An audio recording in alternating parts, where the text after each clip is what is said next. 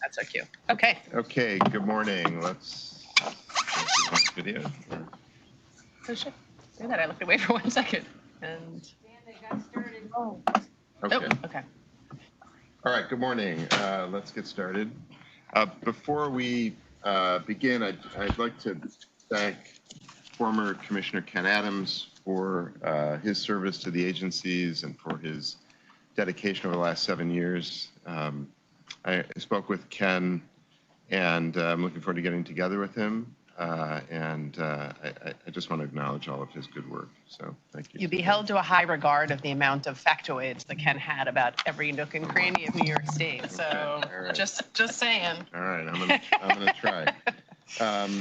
So I'm excited about taking on this role, and I'm looking forward to doing whatever I can to support the commissioner and her executive team in executing the governor's housing plan.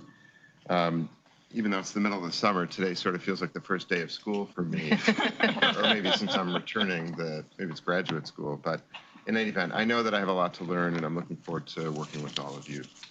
So thanks. I guess at this point, I'll turn it over to Ruth Ann for her opening remarks. I'm going to turn actually back to Will because he's going to open us up legally. Got it. Thank you, and I thank everyone for being here. I note that Morris Peters, representing the Director of the Division of Budget, and Chris Curtis, representing the Commissioner of Taxation and Finance, as well as James McIntyre, are participating in the meeting via video conference from the New York State Division of Budget Conference Center at the Capitol Building, room 131 in Albany, and that B. Gonzalez is participating from the Syracuse Regional Office, 620 Erie Boulevard, Suite 312. Notice of these locations has been made public, and the public has the right to attend and observe the proceedings from either location. So Steve, this is for you, so no. Did you say you wanted to? Well, just so now I'm going to open up the HFA, AHC, and Okay. HTFC meetings. Okay. Now we'll open up the HFA, AHC, HTFC meetings. We will first only take up the HTFC items. So I'm going to ask for a motion to open the HFA, HTFC, and AHC meetings. So moved. Thank you. Is there a second? Second. I'll now ask for individual votes from each HFA, HTFC, and AHC board member. Chair Weiss? Just aye. Ms. Wisnauskas? Aye. Mr. Curtis? Aye. Mr. Peters? Aye. Ms. Gonzalez? Aye. Mr. McIntyre? Aye. Ms. Miller? Aye. Ms. McEwen? Aye. Thank you. I'm going to ask for a motion to open up the HFA Finance and Program Committee. So moved. So moved. Second? Is there a second? Second. Am I on? I forget if I'm on. Oh, second. Yep. We will accept the prior votes of Chair Weiss, Ms. Wisnauskas, and Mr. Peters, and ask for a motion to open up the HTFC Audit Committee. Yes, Chair. So moved. And second? Second. Second. Yeah. Thanks, Morris. We'll accept the prior votes of Chair Weiss, Mr. Curtis, and Mr. Peters, and I'm going to ask for a motion to open up the HTFC Governance Committee. So moved. And a second? Second. Thank you. We will accept the prior votes of Chair Weiss, Mr. Curtis, and Mr. Peters. We will use these votes as items are voted on throughout today's meeting unless board or committee members decide to vote differently or need to recuse themselves. So the meetings of the boards and of the audit and governance committees are officially open. I'll now turn things over to President Wisnauskas for her president's report. Super. Thanks, everyone, and good morning. It has been a couple months since I did a president's report for a variety of reasons. So some of this will be a little bit of catch up on things that have happened a while ago. We've been very busy in the spring and April and May and June and now a little bit into July on a couple of things. As folks know, we ended both the budget and the legislative session with a lot of housing policy that spanned from the many sort of tax exemptions and sort of and other housing policy, many in New York City, but also many for the rest of the state, sort of policies, working with the various stakeholders to get those implemented and communicated. They're not things that we necessarily minister, but we sort of are tangential to a lot of the work that came out of the tax exemption side. There's also obviously a series of tenant protections that came out, and we have a very sort of small role in pieces of that, but have also been sort of monitoring as those protections are taken up by localities around the state. There was also an insurance discrimination bill that was passed, as many folks had seen, and subsequently the Department of Financial Services issued guidance on that, and so we've been coordinating with them and also coordinating with our borrowers, past and future, to sort of understand what that discrimination bill is. And there was a lot of new capital in the budget, even though we talked so much about all the policy things that came out of the budget. There was $600 million of additional capital in the budget for housing programs. And so we have been working on, where needed, getting term sheets out for the additional capital. So we've been pretty busy on all of that. I've also been around the state, as I tend to be and tend to share with you all. I was in Chenango County at a very small 18-unit, but very important project in the town of New Berlin. I was up in White Plains for a new 56-unit complex. I was also up in Troy, where we opened a community center that we funded with some federal dollars that we'd received from the stimulus package. I was up in Buffalo, as I might have mentioned maybe in the May meeting, with the governor for the groundbreaking for the redevelopment of a very large public housing complex called Commodore Perry. I've been up in New Rochelle. I was in Rochester. I was in Syracuse. I'm going to New Rochelle tomorrow. So it's been a bit, as tends to be sort of in the spring and the summer, I'm out as much as I can be everywhere that I can be around the state. Not only sort of doing the groundbreakings, ribbon cuttings, but also sort of connecting with all the people that are affiliated with all those projects, from, tenants to architects to developers to lawyers to local elected officials, state officials. I was last week in where was I? I was in Brooklyn, and Congressman Torres was there. So congressional electeds also at our events, which is great. So it's been a busy summer, and we will. Jesse or DOB would say we should have already been doing this, but we are now sort of turning our attention as we get into August and September into next year's budget already, even though we just finished last year's budget 2 minutes ago. And we will begin and come back to the board as there's sort of more to share on that as we go into the fall. And with that, I will turn it back. Great. We will now move to the HTFC audit, governance, and board agendas. We'll now move to HTFC and begin with the HTFC audit and governance committee agendas. You can go to item 1. You can read this item 1. Yeah. Yep. Okay. The minutes of the HTFC audit committee meeting held on June 27, 2024 will be deemed approved, absent corrections from members and directors. I should probably abstain from those votes just because I wasn't at those meetings. Sure. Okay. Governance, the minutes of the HTFC governance committee meeting held on June 27, 2024 shall be deemed approved, absent corrections from members and directors. We'll now move to the HTFC board agenda. Item 1, the minutes of the HTFC meeting held on June 27, 2024 shall be deemed approved, absent corrections from members and directors. Item 2, resolution authorizing the fall 2023 multifamily awards. Brett?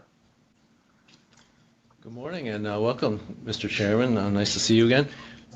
In March of 2024, 29 awards were made pursuant to the fall 2023 9% RFP out of a total of 59 applications received.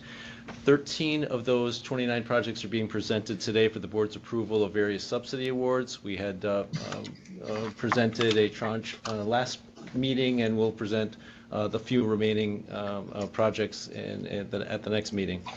So project details, including maps and renderings, are included in your board package. I'll just be providing a brief summary, walking through the chart of the 13 projects listed in your memo by Regional Economic Development Council, and feel free to interrupt and with any questions or comments. Otherwise, I'll just walk through these. In Central New York, first up is AHA Development Corporation, a collaboration between 3D Development Group and the Auburn Housing Authority on their Olympia Terrace project. This is a public housing redevelopment project consisting of moderate rehabilitation of 50 units within 13 buildings located in the city of Auburn and Cayuga County. Next, in the Finger Lakes is Home Leasing's Beechwood Family Apartments. This is a 54-unit scattered infill new construction on vacant site throughout Rochester's Beechwood neighborhood.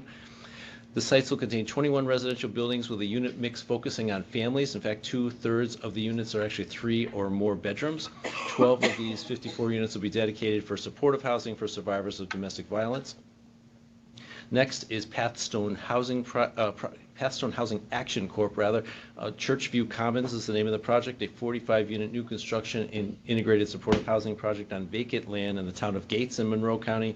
24 of those units will be set aside for homeless individuals in recovery from a substance use disorder, a serious mental illness, or survivors of DV. Next, moving down to Long Island, Wildlife Network, Medford Gardens. A note in the chart in the memo that contains a typo. The New York State Home Award listed should have included the amount, which is $793,324. The attached project description contains the accurate home award. It just wasn't correctly listed in the summary chart, so apologies for that. This is new construction of a 67-unit integrated supportive housing project in Medford in Suffolk County. 33 of those units will be set aside for homeless individuals supported by ESHI subsidies. All tenants must also meet a 55-plus age restriction due to the underlying zoning there. Next, in the Mid-Hudson region is Admiral Halsey 2 LP. This is a collaboration between Paths Development and Hudson River Housing for Admiral Halsey Senior Village 2. It's a 72-unit new construction senior housing project located in Poughkeepsie in Dutchess County. 36 units will serve ESHI-eligible seniors with services provided by Hudson River Housing. The project will actually be constructed on vacant land acquired from an adjacent Phase 1, which is a project under regulatory agreement with the Housing Finance Agency. For clarity for the record. Next, in New York City is Brisa Builders Development's 1990 Cornaga Avenue project, a 92-unit new construction integrated supportive housing project in Far Rockaway, Queens. 60 of those units will be set aside as supportive housing for a range of ESHI populations with Not On My Watch, Inc. as the services provider. The project will also include both supportive services space and a 27-square-foot healthcare facility for primary care for families. Moving to the North Country, Neighbors of Watertown's Apartments in Mill and Maine is a 63-unit infill construction project in downtown Watertown, Jefferson County. 31 units will serve individuals with a serious mental illness or substance use disorder, supported by ESHI subsidy with services provided by Transitional Living Services. Next in the southern tier is CDS Monarch's Hooper Road Apartments. This is new construction of a 4-story, 80-unit senior supportive housing development in the town of Union, Broome County. 40 units will be set aside for ESHI-eligible seniors with the YWCA of Binghamton and Broome as the services provider. Next is Regan Development Corporation's collaboration with SEPP or SEP Inc., known as the Homesteads on Grand, a 72-unit mixed-use integrated supportive housing project to be developed on 2 adjacent vacant properties in the village of Johnson City, Broome County. 12 units are set aside for homeless individuals and families, again with the YWCA as the supportive housing provider. The project will also include a 6,200-square-foot non-residential space targeted for a daycare center. Moving to Western New York, People Community Housing Development Corp's Juniper Apartments is a 65-unit infill new construction of an intergenerational mixed income project serving families and seniors in the town of Hamburg, Erie County. 2 buildings will be constructed, including one 16-unit building for for seniors with 7 units set aside for ESHI-eligible seniors, and the second building will be a 49-unit building targeting low-income families.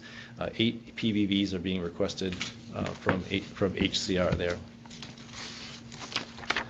Next is Thankful Community Development Corporation's Thankful Gardens, an infill new construction of 2 buildings on vacant land, as well as substantial rehab of an existing duplex to create 20 units of supportive housing in the city of Buffalo. All 20 units will serve homeless households with a substance use disorder, supported by ESHI subsidies, with Best Self Behavioral Health being the services provider.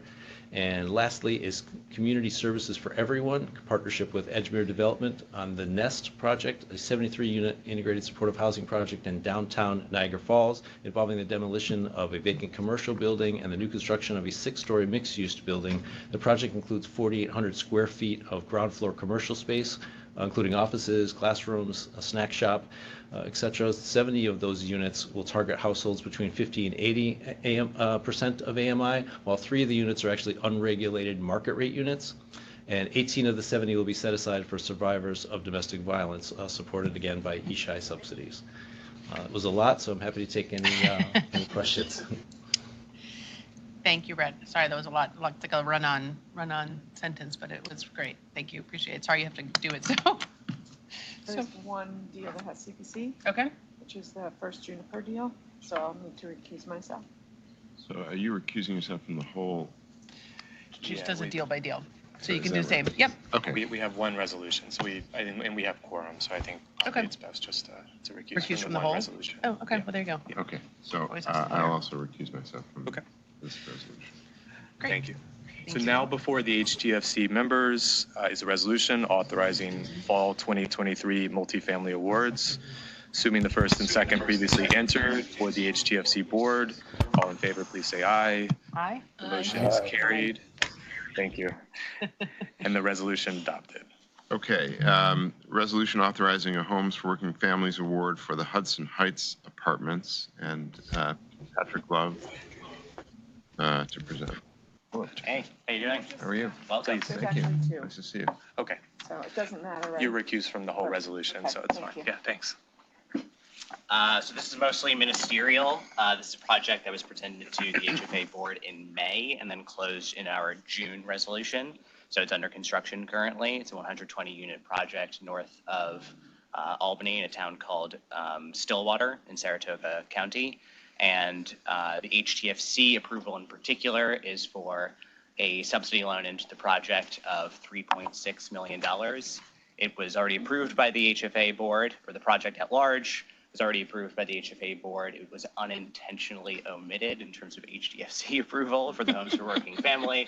So that's why Homes for Working Families. So that's why I am here before you today to just present on this one item for this subsidy loan into the project. Now before the HTFC members is a resolution authorizing a Homes for Working Families Award for the Hudson Heights Apartments. Assuming the first and second previously entered for the HTFC. Sorry, is there any? It's just feedback. Okay. Assuming the first and second previously entered for the HTFC board, all in favor, please say aye. Aye. Aye. The motion is carried and the resolution adopted. Thank you. Okay. Are you recused from item 3? Yeah. Okay. Thank you. Okay, resolution authorizing amendments to Downtown Revitalization Initiative Awards. Oh, I think you're on 5, we're on 4. Oh, this is on 4. Great. Yeah, we're on item 4. Go to this one. Okay. That's okay, it's a lot. Item 4, resolution authorizing CDBG Economic Development Program Award. Super. And we have, I think Crystal's not with us today. Jessica Gabriel is going to present. Yep, up in Hampton. Yep, good morning, Hi. Jessica Gabriel, I'm the Senior Program Director filling in for Crystal. The Office of Community Renewal, or OCR, we're responsible for many of the agency's grant resources. We make grants awards to units of local government and non-for-profit organizations that in turn awards grant funds to support homeowners, renters, non-for-profits, and small businesses. The Office of Community Renewal makes approximately $15 million in CDBG funding available annually under its open round economic development activity.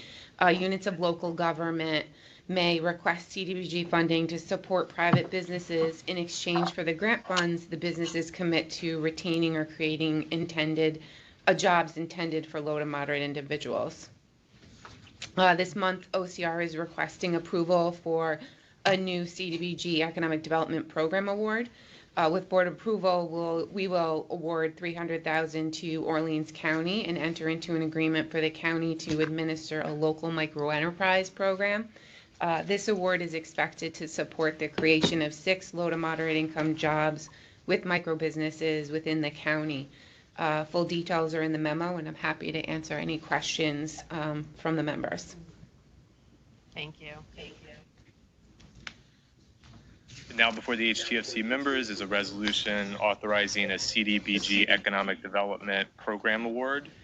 Assuming the first and second previously entered for the HTFC board, all in favor, please say aye. Aye.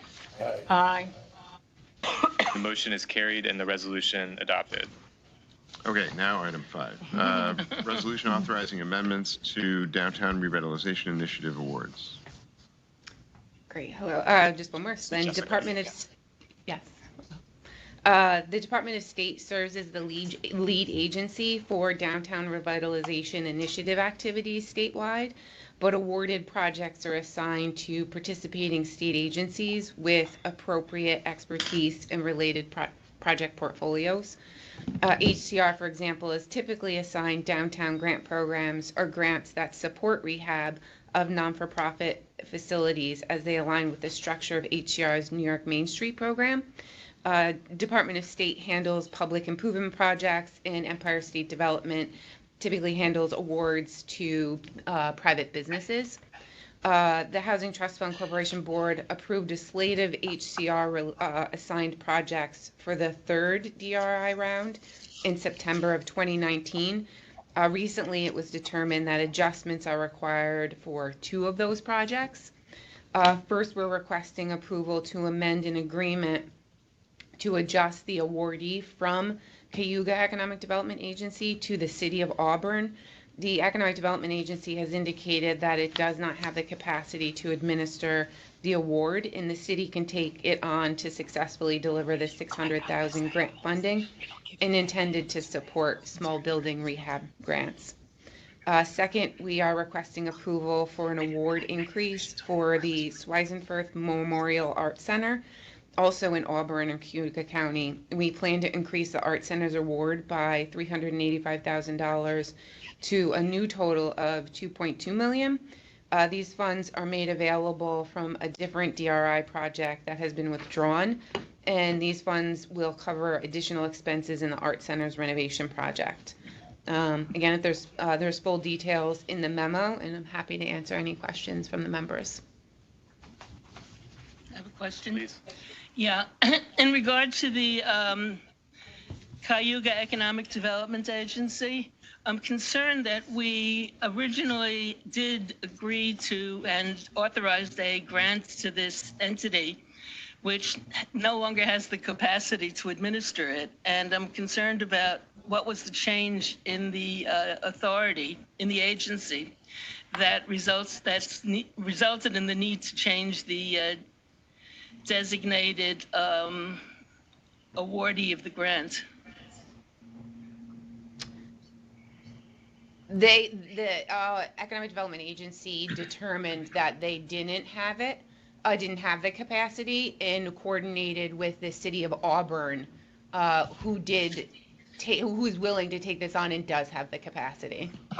Right, I understand that. Whether What I'm it's concerned staffing. about is our own due diligence in terms of the research to approve this deal. So I don't think we don't do these awards, they get assigned to us. So I think, but Jessica, correct me if I'm wrong, that the Department of State makes the award to the Cayuga Economic Development Agency as part of the application process. And then when it was determined they couldn't do it, it got transferred. But it's not our process, it's the Department of State's process. So and we then have they no award to role, us. no responsibility there. After the process happens, we get assigned contracts to administer that align with our mission, but Right. we aren't. And I don't know, Jessica or Crystal, if they're on. I don't think or maybe Amy, I don't think we sit on the approval. Yeah, Amy's We not don't. shaking her head. Yeah. We don't have a role in the review of the applications or approval of those applications. We're the Okay. contracting entity and administering those contracts. Fine, I appreciate the making that clear. Yeah, it's a fair question, Good. for sure. Okay. Now before the Thank you. HTFC members is a resolution authorizing amendments to Downtown Revitalization Initiative awards. Assuming the first and second previously entered for the HTFC board, all in favor, please say aye. Aye. Aye. Aye. The motion is carried and the resolution adopted. Okay, item 6, resolution authorizing Section 8 project-based voucher awards. Dan Byer. Hi, Dan. Good morning, everybody, and welcome, Chairman. This is the last 2 awards of the 2023 project-based voucher NOFA. We've already made awards totaling several hundred project-based vouchers. These are the last 2, Juniper Apartments, is one in the Buffalo area that was already mentioned by Brett. They'll be receiving the project-based vouchers they requested along with Rockville Manor in Nassau County. Are there any questions on these awards? No? Cool. And the chair has notified me he's going to recuse from this item. Now before the HTFC members is a resolution authorizing Section 8 project-based voucher awards, assuming the first and second previously entered for the HTFC board. All in favor, please say aye. Aye. Aye. Aye. Motion is carried and the resolution adopted. Okay, item 7, resolution authorizing weatherization assistance, program training, and technical assistance services agreements. Samantha Pierce to present. Hi, good afternoon. There she is. Hi. Hi. Apologies, I'm not in any of the offices. I'm actually in Rochester, seeing some sites, so apologies for not being in person today. I'm requesting approval of authorization and entering into contract with 2 agencies to perform training and technical assistance support for our weatherization network, utilizing our bipartisan infrastructure law funds that DHCR received. We had previously received HTFC board approval to transfer up to $23.5 million to HTFC for purposes as such. I'm before the board today, and so I'm asking for the board to approve entering into contracts with both AEA and NYSWADA, 2 training and technical assistance providers that will support our network of 50 subgrantees to deploy the additional $289 million that we have through the bill funding for weatherization. I had a quick question. Yeah. Does that training include heat pumps, or is it really just the basic weatherization work? So this will be more of the typical weatherization scope of work. Bill funding has some additional restrictions around it, including Davis-Bacon and BABA requirements that would make funding electrification with these weatherization dollars a little bit more challenging. But we are using a lot of the training and technical assistance dollars outside of this particular award, Sadie, for relationship building that we've previously come to the board with for CUNY, where that training and series is focusing on electrification training for the market of installers. Thank you, that's helpful. I have a question from Syracuse. Great. How much outreach are these organizations doing in the communities of color in terms of diversifying the workforce that they're trying to build? So I know that AEA has subcontract agreements with MWBE firms and SDVB firms. I know that NYSWADA and AEA are both working to directly employ folks from low-income communities and that represent a diverse workforce. Their training centers provide access to a lot of low-income communities that often our dollars, which cover the cost of training, go to support members of our community of color and of low-income status. So it's really kind of the full circle, both who they employ and who our dollars are benefiting by us covering the training to reduce the cost or reduce the cost completely for members of the community to get workforce development skills from these agencies as well. Yeah, I asked the question because I looked on their sites and their sites don't reflect that commitment at all or minimally. So just curious. Understood.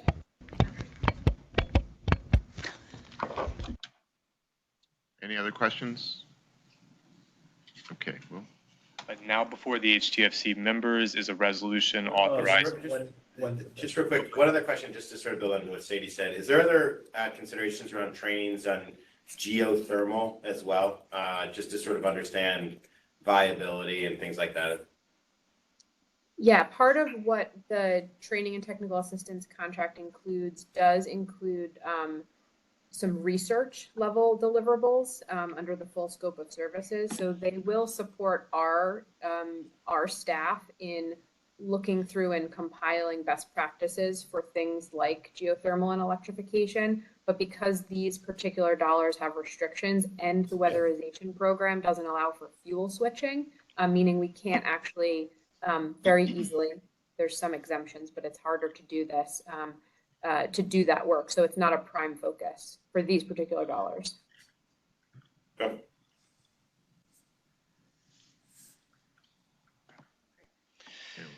Now before the HTFC members is a resolution authorizing weatherization assistance program training and technical assistance services agreements. Assuming the first and second previously entered for the HTFC board, all in favor, please say aye. Aye. Aye. Aye. The motion is carried and the resolution adopted.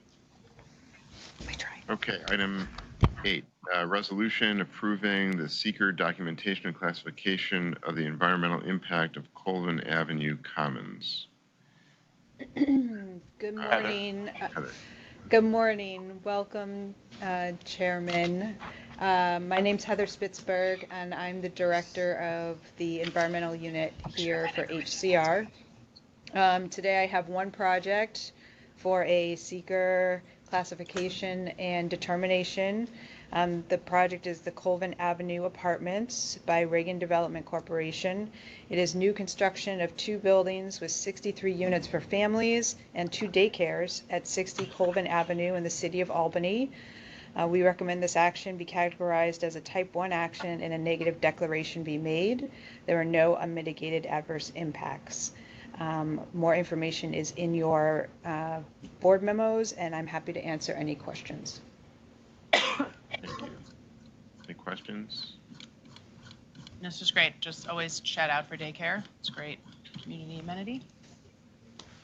So the chair has informed me he's going to recuse from this item. Now before the HTFC members is a resolution approving the seeker documentation and classification of the environmental impact of Colvin Avenue Commons. Assuming the first and second previously entered for the HTFC board, all in favor, please say aye. Aye. Aye. Aye. The motion is carried and the resolution adopted. Chair. Okay, item 9, resolution authorizing amendments to temporary staffing services contracts. Dina Levy. Hi, Dina. Morning. Morning. So this is a request for a 1-year renewal and a contract increase for 5 temporary employee staffing contracts. They are Data Rose, Penda Aiken, 22nd Century, Integro, and Software People.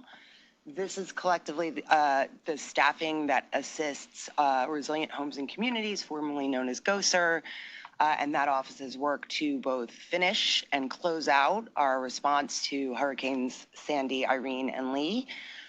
The amount of the increases are broken out in your board book, but the collective increase is worth just over $3 million. Happy to take any questions. Think this will do it? It's a good question. I actually think we know the answer, which is that there are about 34 folks that are on these 5 contracts. By the end of the year, there will be only about 17, and there's a handful of those that may need to go into another 6 months or so, but this will be close to the final frontier. Okay, so you may come back. I will come back. You will come back. Okay. I'll be back. Okay. Any other questions? Now before the HTFC members is a resolution authorizing amendments to temporary staffing services contracts. Assuming the first and second previously entered for the HTFC board, all in favor, please say aye. Aye. Aye. Aye. The motion is carried and the resolution adopted. Item 10, resolution authorizing CDBG disaster recovery awards for Hurricane Ida pre-development projects. And Amy Chan. Morning. Good morning, Commissioner and board members. Amy, will you, I should have asked everyone to do this because Heather did it so well without me asking, but will you also, just for Steve, to introduce yourself when you come up? He's known some of the people that will come up, but just as a context. Yes, of course. So good morning. I'm Amy Chan, Deputy Director of the Office of Resilient Homes and Communities, AHC. For item number 10 today, we are requesting authorization from the board to award to enter into 5 subrecipient agreements with local units of government and 1 school district to fund planning activities that will further flood mitigation and resiliency projects. These 5 projects will be funded through CDBG DR disaster recovery money for Hurricane Ida long-term recovery. RHC, this office, issued a NOFA for a program called Risk Resilient Investments Through Support and Capital last summer. And at that time had awarded 19 projects that responded to the NOFA. And we presented these projects to the board at that time. These additional 5 projects we are now bringing to the board as they're ready to move forward. They are located in Westchester, Orange, and Dutchess counties, all counties that are identified as impacted by Ida.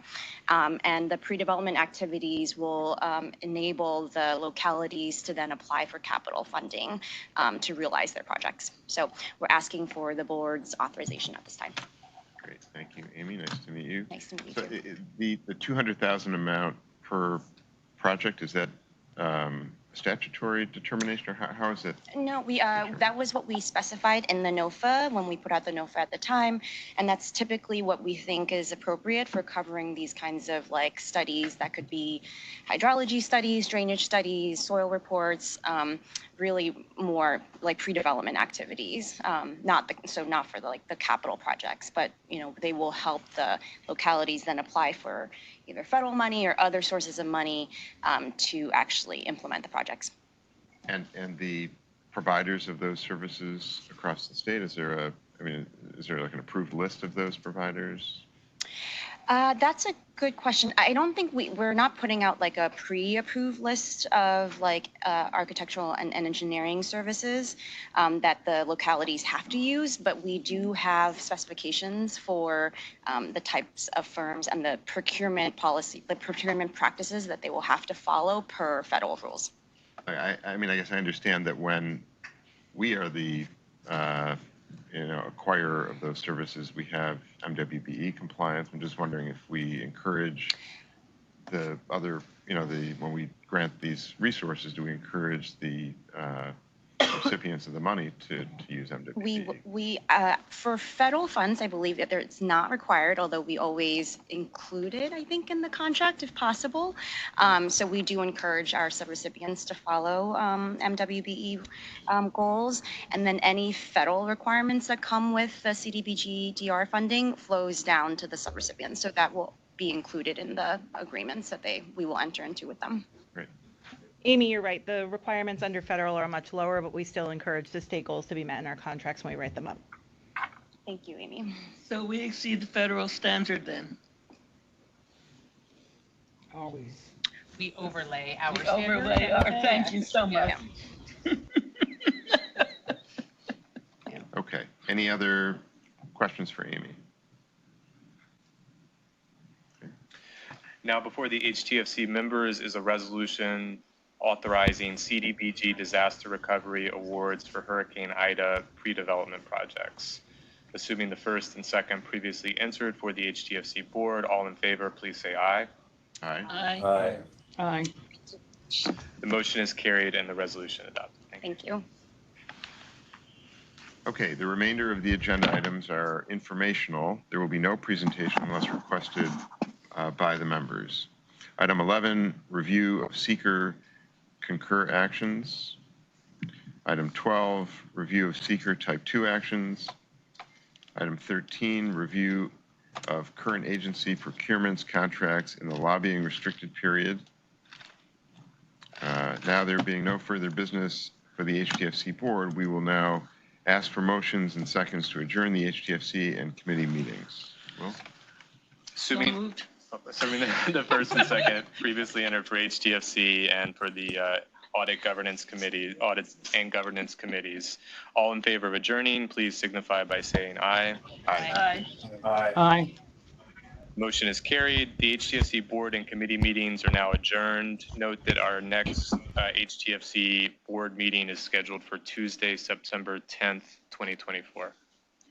Okay. Great, thank you. Great, thanks. Next, we will move to the HTFC AHC agenda. The first item is the minutes, which are in the board books and shall be deemed approved unless there are any objections from the members. We'll now take up the items that are required, that require HTFC Finance and Program Committee and HFA member action. Item 2, resolution of the Finance and Program Committee and of the HFA members authorizing and approving supplemental resolutions amending series resolutions related to 320 West 38th Street, City of New York, New York County, and resolutions authorizing a refinancing for the project. Mark Price will present. Yep. Good morning, Mark.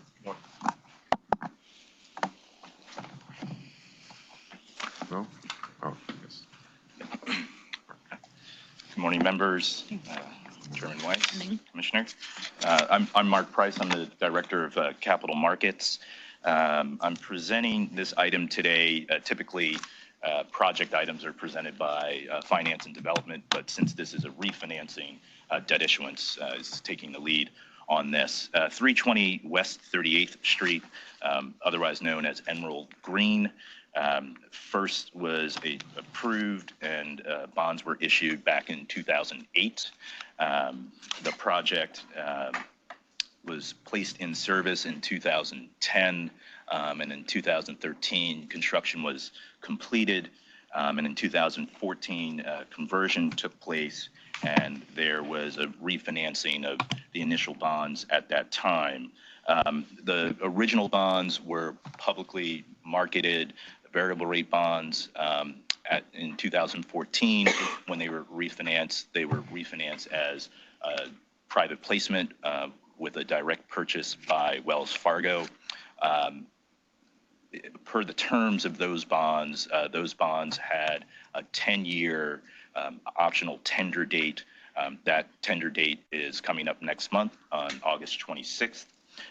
Currently, there are about 257 million of the bonds outstanding. There's been an accumulation of principal set-aside payments of about 20 million, and so we're looking to refinance these bonds in an amount of 237 million, and we will do so in a fixed rate mode and do it as a public market transaction, and that's why we're coming to you today. The project itself, a little bit about the project. It's a 569 unit 80-20 project. Of the 569 units, 120 are affordable. Originally, 18 of the 120 units were set aside for at or below 40% AMI, but currently 33 of the units are occupied by folks who fit within that income band, and then another 80 at the 50% and below level. So there are 7 vacant units, 7 vacant affordable units right now. And in talking with the borrower, there are 3 potential move-ins of those 7 vacant units. So it is 94% occupancy rate on the affordable side. On the market rate side, it's about 99% occupied. In terms of the appraisal amount, it appraises at about 301 million, which fits the 75% loan to value ratio that's required by Freddie Mac. Freddie Mac will provide credit enhancement on these bonds, and we're looking to do a 7 to 10 year maturity range on the new bonds, and the Freddie Mac facility will go just past that period of time. So I'm happy to take any questions that any of the members may have. So there's a $20 million redemption. So instead of doing regular sinking fund payments, there's something called a principal reserve fund. So the there were payments into that principal reserve fund, and it built up to 20 million. So of the 257, 20 million of the principal reserve fund will go to pay down. So the borrower is not out of pocket at 20 million. That's coming from resources and who holds that? Had accumulated over time. Are we holding that, or is that? Yes, it's in the bond resolution. And I'm just curious, there are others like this that are coming down the pike, or do you expect? Yes, so I reach my anniversary date with HCR next month. I'm learning now that there were thank you. There were a number of private placements that were done around this time, so we do expect some other private placements to come up. If the holders of those bonds choose to go the public market route, then we'll see some more of these, but it's really a case-by-case basis. Go ahead, James. Oh, yeah, Mark, just one question on that. Obviously, like a lot of these projects were done and we're in a variable rate mode for a long time in a very different interest rate environment. I mean, with regard, and obviously these projects too contribute a lot of fee revenue to the agency. So just thinking about, obviously if there's other projects coming down the pike, other sort of strategies that sort of more to proactively manage a lot of that portfolio, given potentially, either financing away from the agency or other options. But is this tax exempt fixed rate execution through the strategy, favorable versus other market executions, and that's why they're willing to stay with us? But just general sort of update on that sort of thinking. Sure. So member McIntyre, I believe these bonds were SIFMA plus 167, SIFMA kind of being around sort of mid-3 ranges. That's about 5%. We're in the market today actually with a SONYMA transaction, 7 to 10 year paper in the housing bond market is trading around 360 to 4%. So when you take a look at where they can get fixed rate execution in the 7 to 10 year range versus where they are on a variable rate plus a healthy spread, I think the execution makes sense.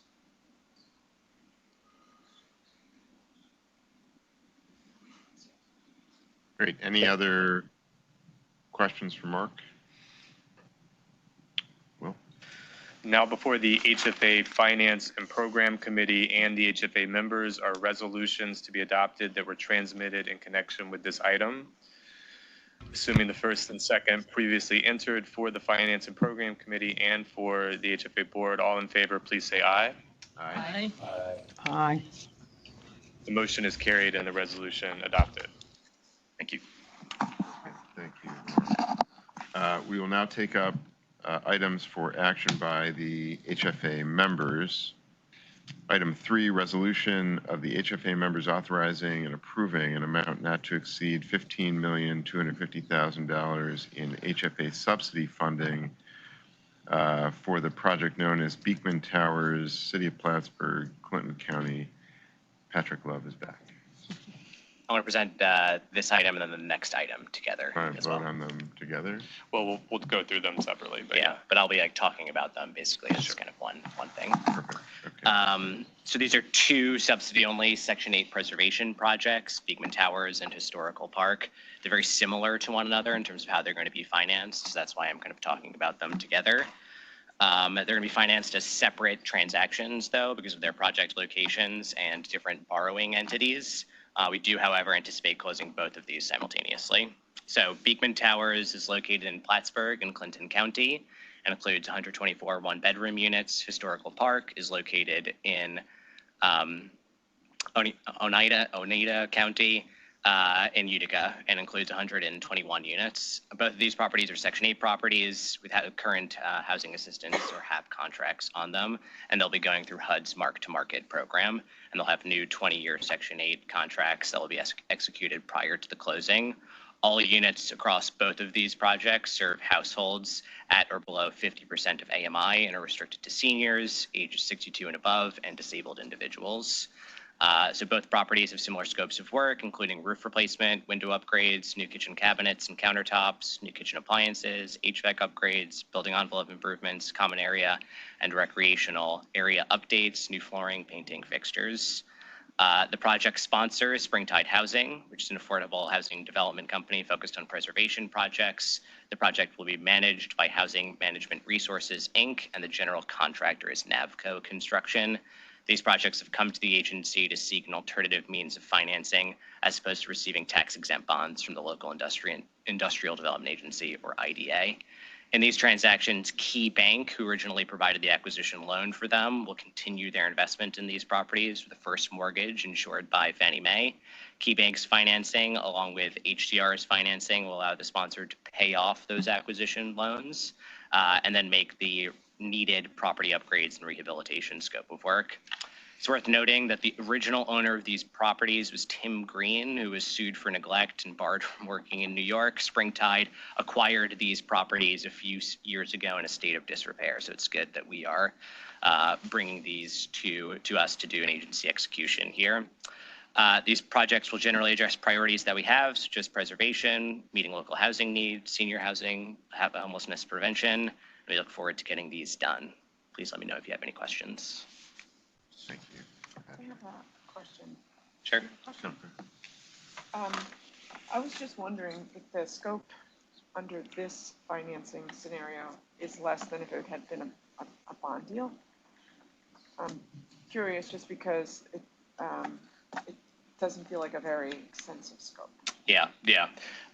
So the scope of work here does address like a lot of the standard energy efficiency upgrades that we require, right? Like low flow fixtures, Energy Star rated units, high efficiency windows, installation of new PTAC units, installation of new high efficiency electric hot water installation. So one building is doing like a full kind of electrification scope.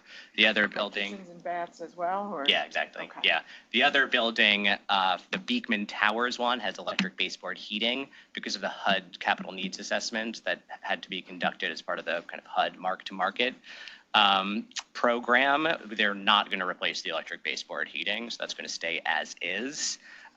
And then they are converting the hot water there to electrification, which is good, which is what we generally want to see on these buildings. So one of them is not going to be doing like more of like kind of the general energy efficiency upgrades, like through a heat pump, for example, that we typically would want to see, really largely because of the CNA and the fact that the electric baseboard heating is still in its useful life.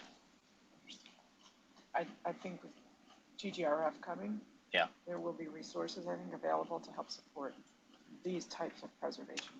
Yes, and we've absolutely started seeing that as well in terms of like folks coming to us and like this is an additional layer that we're going to add in as part of our financing. As well as solar, where yes, feasible at these locations, whether that's on rooftops or parking lots. Yeah, for sure. Adding the solar is really critical, keeping the cost down. Agreed. Yep. Well, I don't know what electricity costs in Plattsburgh. Probably not that much because it's probably hydro from Canada. So. Yes, and we see that same thing in Western New York as well with hydro. Okay, great. Yes. You said they're moving from hot water, baseboard heat. James Freeman, he's on the Sunny Bay board. Could folks speak up? Cannot hear you. Sure. Sorry, B. All right. The baseboard heaters? Yeah, those are staying as is. And then the natural gas hot water heater is being replaced by a more efficient electric hot water heater. What's the impact on the grid as far as changing over to electric and the impact on costs to residents? Yeah. On the cost to residents, that's not individually metered. So it's the cost would be incurred by the building owner, right? Just as part of like their general operating costs for hot water in particular. I do not know off the top of my head like a comparison of electric hot water, for example. Electric hot water through the new efficient system that's being put in as compared to like the natural gas system that they have currently. But I would assume that there would be a pretty decent cost savings for the owner. And one building already has natural gas already in it. One building does, yes. That's the one that's doing the full conversion to electric.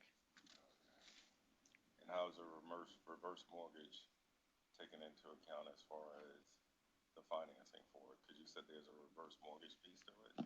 No, there's just a first mortgage. Sorry. First mortgage, not a reverse mortgage. Yeah. And that's from Key Banks as a first mortgage on the property, and then our subsidy loan is on top of that. Okay. So no bonds, no credits. This is just debt. It's the cleanest capital stack you'll probably see for a chair. So it's Spoil us. Yeah. So it's Key Bank. NYSERD is putting some money into one of them as well through their multifamily energy efficiency program. That is Historical Park. That's the one that's doing the electric conversion. Interim income is another source, and then deferred developer fee. So pretty clean at the end of the day. And the calculation of the amount, the 15,250 and 14,250 on the next one, that's a calculation based on the number of units and a flat That's amount? in compliance with our term sheets. We are going a bit above term sheet here in order to meet the CNA that's required by HUD, as well as the acquisition cost that needs to be repaid off on the property. Any other questions? Okay, Will? Okay, so we have, again, as a reminder, we have two separate resolutions here. So we'll take the item 3 resolution first, which is Beekman Towers. Now before the HFA members is a resolution to be adopted that was transmitted in connection with item 3. The chair has informed me that he's going to recuse from this item. Assuming the first and second previously entered for HFA, all in favor, please say aye. Aye. Aye. The motion is carried and the resolution adopted. Now for item 4.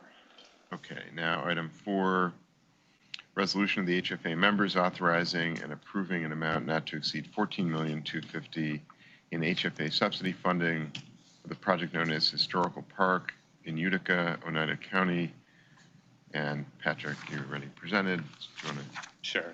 Again, this is now the resolution for item 4, and the chair has also informed me that he's recused from this item. Now before the HFA members is a resolution to be adopted that was transmitted in connection with, again, item 4, assuming the first and second previously entered for HFA. All in favor, please say aye. Aye. Aye. The motion is carried and the resolution adopted. Thank you. Patrick. Thanks, Patrick. Great, let's go to item 5. Thank you. Yep, item 5. Okay, resolution of HFA members approving the making of AHOP subsidy loans for, by HFA for the 5 projects previously reviewed and approved by HTFC in a total amount of $45,791,593. And Madeline Fletcher will present this.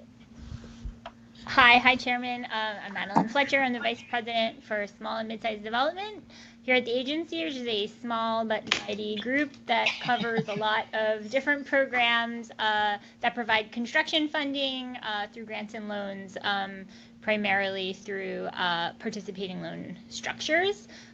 So that includes some items in the housing plan, such as AHOP, as well as a few items that are in the annual capital budget, and also the HOME ARP program.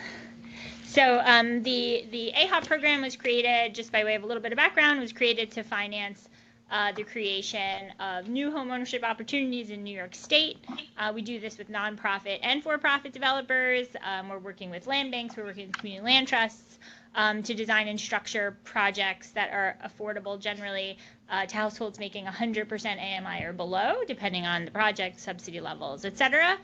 In general, this is through a participating loan structure, so we're working with private lenders who generally are sizing their construction loan to be roughly equivalent to the amount that the homes can be sold for at the affordability level, sometimes at the market level, when that is actually lower than the affordability caps that we would place. And so we are in the middle of, I have several programs that run through both HTFC and HFA, so we're doing a little bit of consolidating. So this program was originally administered through HTFC, and we're working through the transfer of any projects that were originally approved by the HTFC Board of Directors over to HFA for final due diligence, loan closings, et cetera. So here we have 5 projects. We hope to have 6, but one of them came back with a few issues that need to be resolved in terms of capital needs. So the 5 projects that we have here, again, were previously reviewed by the board. So I just wanted to run through them really quickly and correct one error. The first project is St. Matthew's Condo. It is in East Syracuse, not West. My chart says West, so I apologize for that. There are 21 units with a total subsidy amount of $4.2 million of AHAP funding. The next project is By the Block. This is part of a larger effort by the Greater Rochester Housing Partnership to develop single-family housing in the city of Rochester, and they are seeking $1 million in AHAP funding for 5 units. The third project is Stella Phase 2, which is being done by Wilder Balter Partners and L&M Development in New Rochelle. This is a large condo project with 126 units. And that will require $25.2 million in AHOP subsidy. In the city of Syracuse, Home Headquarters is doing a 40-unit single-family development in a couple of their neighborhoods that they serve with $7.8 million in requested AHOP subsidy. Finally, AIK with MLB Construction is working on the AIK Summit Ave project, which is 38 units of homeownership housing with a total request of just under $7.6 million. And that is in the city of Schenectady. They are also working through a Legacy City project. They're an MWBE developer that we're super excited about. We have some other projects in the pipeline. So the total, as you said, is $45,791,593 for these 5 projects, and I'm happy to answer any questions. Thank you, Madeline. Can you just explain the calculation or the determination of the AHAP subsidy amount? Sure. So we have basically 2 tiers of subsidy that we offer. For projects that are affordable at 100% AMI, we offer $150,000 per unit. For projects that are affordable at 80% AMI, we offer up to $200,000 a unit. And we do offer for both a $20,000 incentive if a project is expected to meet Net Zero Ready, the Department of Energy's Net Zero Ready, or a passive house certification. So we offer that as a little bit of an incentive. In some cases, it's always gap financing. So depending on the cost of the project, the expected sales prices, other subsidies that have been secured, sometimes that will, the project might not use all of the available subsidy, though that's pretty rare. Most projects are seeking that. Thank you. Yep. So we have separate resolutions for each of the projects. So I understand that Ms. McEwen needs to recuse herself and the chair from certain of these projects. So the CPC project. Yes. Okay. So we have the list here of the projects in the board book that CPC is involved with. So you'll be recused from those resolutions. Okay. So just to be clear, you're gonna we'll vote on each of these separately. We can if you would prefer, or we can. Well, do we Well, have enough quorum? Well, let's go down each resolution separately so that they can say when they want to recuse themselves, if that works. Okay. Yes, we have quorum. That shouldn't be an issue. Well, if we have quorum, then maybe we could just, Sadie and I could just recuse ourselves from the entire resolution and vote on them together. Is that possible? That's fine as well. If you just Before we go on, one question is the Stella one question before we go. The Stella project continues to be, it's a transit-oriented project in Westchester, but we're still putting $9-10 million into the parking structure. How are we, obviously just curious about how we're thinking about parking minimums, especially in transit-oriented development, especially like we're putting in subsidy dollars to projects. So we would try to be pretty careful and intentional about sort of only funding the gaps for the actual residential structure piece. The parking is, governed by zoning, the overall project needs, the commercial space and all that. So we just tried to sort of separate out the cost of the construction of, anything that's ancillary parking and the, retail space and all that stuff from the actual residential units. It's dictated by their local approvals. That's right. It's, dictated by, everything's dictated by their local zoning laws and requirements. So we don't have a lot of input there. Okay. So I discussed with the chair, and we're just going to vote on all the resolutions together, and we'll accept the recusals from Ms. McEwen and the chair for all the resolutions for item 5. Otherwise, we have a quorum. Now, before the HFA members are the resolutions to be adopted that were transmitted in connection with this item, assuming the first and second previously entered for HFA. All in favor, please say aye. Aye. Aye. Aye. The motion is carried and the resolution is adopted. Terrific, thank you.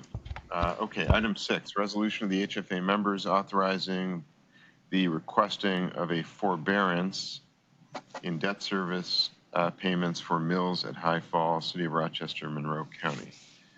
Robert Franco Taylor. Excuse me, Robert Franco Taylor. Good morning, everyone. I'm Robert Franco Tayara. I'm the VP of Strategic Preservation Initiatives in the Office of Housing Preservation. New to the agency? New to the agency, Well, yes. Welcome. I worked previously as an underwriter in F&D until about 4 years ago. Nice to meet you. Likewise. So yes, I'm here to present a request for a 6-month forbearance of debt service payments for the mills at High Falls.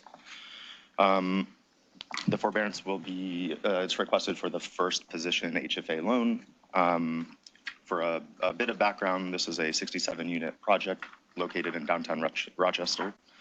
The project is owned by the Urban League of Rochester, and the manager is Christopher Community.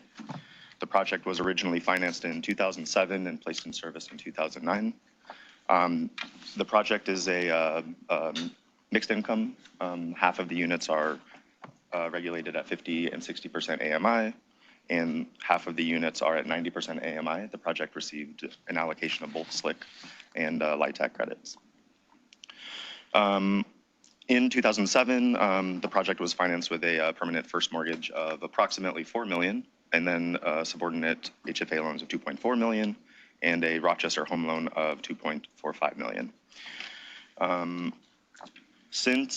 Essentially, ever since the project was placed in service, the project has struggled financially, partially as a result of underwriting, and then later as part of due to challenges related to COVID. In 2021, the project was approved for a 1-year forbearance, but only took advantage of 6 months before returning to making its full payments.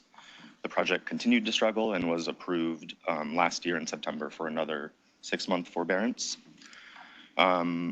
This forbearance expired in April, and the project has returned to making its payments. Additionally, in March, the project was approved for 25 project-based vouchers, and the owner is in the process of completing its Phase 1 environmental investigation. So the current request is due to the continued financial struggles of the project. The forbearance request has 2 primary objectives. It's meant to be a bridge between now and the execution of the HAP contract and the finalization of the PVV process, at which point additional revenue will be introduced to the project. And we are also seeking to allow more time for Christopher Community, the property manager, to implement some of the changes to stabilize the project and increase collections. They recently took over management of the project, I believe in Q1 of this year. So at this point, I can take any questions that the members may have. Thank you, Robert. Question about the forbearance, does that get tacked on at the end, or what? Yes. So it's not a forgiveness. It's not a forgiveness, you're just correct. pausing the amount of payments. So the unpaid principal during the forbearance period will be tacked on to, well, it'll be split into equal payments over the remainder of the life of the loan. I should add that OHP is working with F&D on a potential subsidy takeout of the loan, given the low balance. So we don't have any, we've started the process, so we don't have any particular timing. But the hope is to close on that takeout amount to reduce the debt service payments that the project will owe prior to the end of this forbearance. Thank you. Just a quick question. Is this unique in your portfolio, or are you seeing more and more of this? I think there are a number of challenged projects throughout the portfolio. We haven't received many forbearance requests. Again, I'm relatively new, so if you have more in-depth questions, I can, bring Jason Pearson up. But the forbearance request itself is relatively We rare. see a lot of this in New York City. There's a lot of stress in affordable housing. I just didn't know. And for our portfolio at CPC, we don't see nearly as much upstate, but you have more upstate in your portfolio, so I was just wondering if it was. To answer your question, this is unique in the portfolio so far during. Jason, you might want to talk to that. Should be closer to the mics. It is unique in the portfolio so far. During COVID, there were 3 projects that were placed in forbearance, and then in the last 2 years, there have been an additional 2 approved forbearance requests, both of which, including this one, both of which were projects that had been were also in forbearance during that 3-year COVID period. And the 2 projects that have come since then, their challenges are really more fundamentally due to kind of challenges since the inception of the project, yes, of course, the challenges over the past several years since COVID have compounded it, but it is more rooted in kind of the structural right. Helpful, thank you. And look, I would say at the high level, we have, I don't know, this memo said, I just read it, so I'm not pretending like I know this number, 750 properties. So it's a pretty low number overall. Right. But I would also say Jason and his team and Becky, we think about this a lot and about what's not coming to us and sort of what might be stressful and the ways that we can help support and shore up in a world where lots of tenants aren't paying rent, even right after they've signed new leases, and insurance is great, and utilities are going up. So we think this, Jason and his team, and they think we sort of are thinking about this a lot and coming up with sort of strategies to help support outside of this, even if you don't see it here. Yeah, that's helpful. To that end, Ruth Ann, have you guys adjusted the risk tracking or risk rating of projects based on some of those variables you identified, which could lead to sort of, for example, future indication of potential forbearance requests? I mean, we do risk ratings on an annual basis, and I would say that, for our portfolio as a whole, and I think the criteria that we currently have, I think we're always looking to ways to kind of improve those risk rating criteria to better give indications of what might cause stress. But I think what we have right now, what we look at, are pretty good, are pretty good indications. But for example, arrears is one thing that we track or have been looking at in a way that we used to not. Just a quick question. I just want to make sure I heard you correctly that this particular project that you're referring to goes back to 2007? It was originally financed. That's 17 years. My limited math skills tell me that. But the question, you referred to financial struggles a number of times over this period of time. Is there something systemic with respect to this particular the management that's going on there? Because that's a long time, it sounds like. So I don't know if you could just clarify what that means in terms of financial struggles over a 17-year period of time, and obviously the organization still being supported over it. Sure. My understanding is that the project was underwritten somewhat aggressively and has struggled due to rent delinquencies and occasional occupancy issues. At this point, the building is near full. I think the occupancy as of December was 96%, which was an improvement from the high 80s from the year before. So the critical challenge that the new property managers are addressing is improving the collections, just engaging with residents and bringing tenants current. Thank you. What's the interest rate on the project? And then with the forbearance, how long is it being extended out to? And with that interest rate, it being tacked on, how many additional years does it attach to the project ending? Sure. The interest rate on the first mortgage is 5.5%. No additional, the term of the loan isn't being extended. Each of the payments after the expiration of the forbearance is being increased to effectively amortize the foreborn principal payments during this period. So the borrower will have paid off the loan in the same amount. The annual or the monthly payments will just have increased. But as I alluded to, we are anticipating being able to take out the full principal amount of the first mortgage at some point later this year or in Q1 2025 with a subsidy loan. In the risk assessment, did you do a financial demographic of the area? Even though it's at 96%, will that support the new amort schedule being increased? I think the answer is yes, but because of the ongoing struggles, one of the reasons why we're looking to take out a loan with a subsidy loan would be a much lower interest rate. We haven't quite determined that, but our typical subsidy loans are 0.5%, and that's something that the project could easily accommodate. And that's still going to stay within that 30-year? I think we haven't thought through, all of that, whether we would take that out for the current duration or have some sort of extended affordability that would be a part of that. But those are all, pieces I think that we're thinking about. What we've been kind of focused on is just making sure that we can get the project on a firm financial footing. And because it's in the past few years just had so many issues that kind of keep coming back, a big part of that is just getting the debt service payments down to a level that the project can sustain. So now it's just getting them back up to speed right now and then figuring out how to keep the project supported in the future.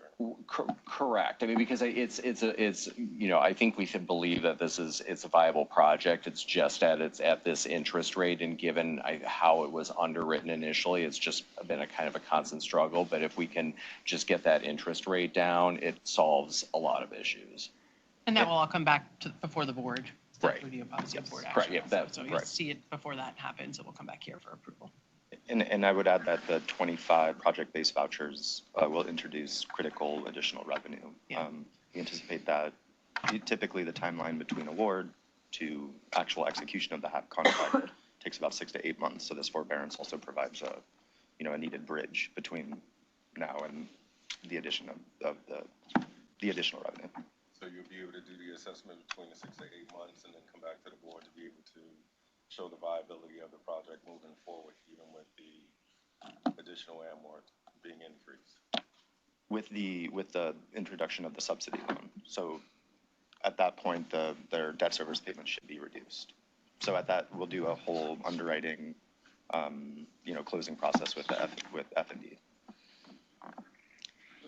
Yeah, in approving a project like this, or in reviewing a project like this, I think it would be helpful to see a pro forma and cash flow projections, an actual cash flow projection. With the increased with the increase, yeah. Sure. Good idea. Okay, any other questions? Thank you, Will. Now before the HFA members is a resolution to be adopted that was transmitted in connection with this item, assuming the first and second previously answered for the HFA board. All in favor, please say aye. Aye. Aye. Aye. The motion is carried and the resolution adopted. Okay, thank you. Thank you, guys. Thank you. Resolution of the HFA members authorized, this is item 7.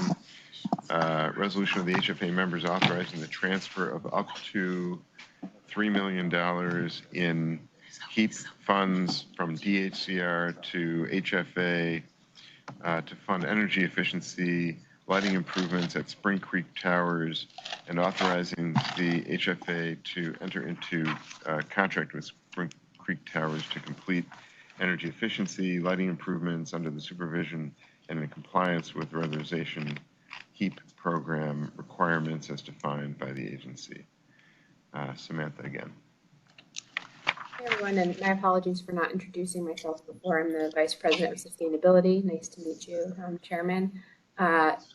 Before the board today, I'm seeking approval to transfer, as the chairman mentioned, up to $3 million to fund critical lighting efficiency measures, which will both lower operational costs and improve conditions at the property. Spring Creek Towers is 5,881 units of housing near JFK Airport on the South Shore of Brooklyn. It's compiled of 46 buildings. There is actually an on-site power plant, which the property pays for, manages, and maintains. So reducing power to this property, even in what might seem like a small scope of work, such as lighting, really has a large impact in terms of the scale of this particular property. This is essentially phase one of some improvements that we hope to make at this property in terms of energy efficiency, and working with the management and ownership company Brooksville to make improvements at this property. Property has conducted lighting assessments, lighting audits rather, excuse me, to determine the most efficient, both cost effective and quality of improvement for this project. We're in a position where we have some additional HEAP funding, which is received to support our weatherization program. And we sort of have a great timing opportunity here to fund this project and make a big impact in terms of scale of property. Happy to answer any questions the members might have. Hey, Sam, this is James. One question is in the, you show the kilowatt, so it's $350,000 of cash flow that's basically being projected to save over time. Is there, I mean, is there a thought for redeploying that capital, like that exact savings back into, I mean, it's a nice windfall effectively through the property through our subsidy, and with a quick payback period, but is that the type of money that you would redirect back into the project for other efficiency measures as well? Great question. So as I sort of very quickly alluded to, the property team Brooksville is taking a pretty comprehensive look at the needs of their property to meet and comply with Local Law 97, which requires reduced carbon emissions. Because this property has an on-site power plant, they have a tremendous need to invest back into the power plant and also in on-site generation. So by starting with the quote unquote easy stuff, such as lighting, I believe their plan is, and we can confirm this, is to reinvest in some of the other measures that we might have more challenge in being able to fund and support, such as power plant improvements, and potentially they are interested in things like on-site solar and some other creative things. So I think there's a longer term plan that they have that they would be interested in being able to redeploy those additional dollars over time back into. Yeah, I'm just curious, what is the definition of an inefficient light fixture in this instance? And how do you make the light fixture more efficient? Great question. So this property had not received a lot of what I would call basic energy efficiency improvements because it does not pay into the system's benefits charge and the utility. So this particular property still has incandescent light fixtures, which are significantly inefficient in comparison to LEDs and even CFLs. So we would be actually switching out the fixtures to either LED and or CFL, depending on which is appropriate for the particular area that the lighting is serving. Thank you. Mm-hmm. Interesting. Yeah. It's the low hanging. Anything else? Any other questions? Great. Okay. Well, Now before the HFA members is a resolution to be adopted that was transmitted in connection with this item, assuming the first and second previously entered for the HFA board. All in favor, please say aye. Aye. Aye. Aye. The motion is carried and the resolution adopted. now we move to a shared consent item for HFA and AHC members, which is item 8 on the agenda. Item 8, resolutions authorizing the purchase of a cyber insurance policy. And Tom Miller will present this item. Your favorite topic. Cyber insurance a good topic? We have done this before, yes. We'll be quick. Morning. Morning. Tom Miller, Chief Information Officer for HCR. Nice to meet Oh, and Ted's going. Ted Hoda, CFO. Meet Sheila. Morning. Okay. So this is a renewal of the cybersecurity policy that we spoke of and requested an extension for last month. So we received 2 quotes, one from Zurich and one from an insurance provider called Corvus. Both virtually identical coverage, $5 million policy, $250,000 deductible. The Corvus quote was about $40,000 less than the Zurich quote. Zurich's quote was $395,000, almost $400,000, which was the same as it was the previous year. And Corvus came in about $40,000 less than that. So today we're seeking authorization to enter into a contract with Corvus for a 1-year cybersecurity policy. Question. To be clear, Professor, so we will also be bringing this item to the SONYMA board.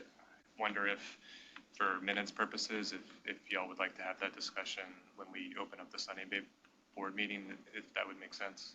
I guess you'll be back. Yeah. That'd probably be clearest from our minutes. For minutes, yeah, that's true. Okay.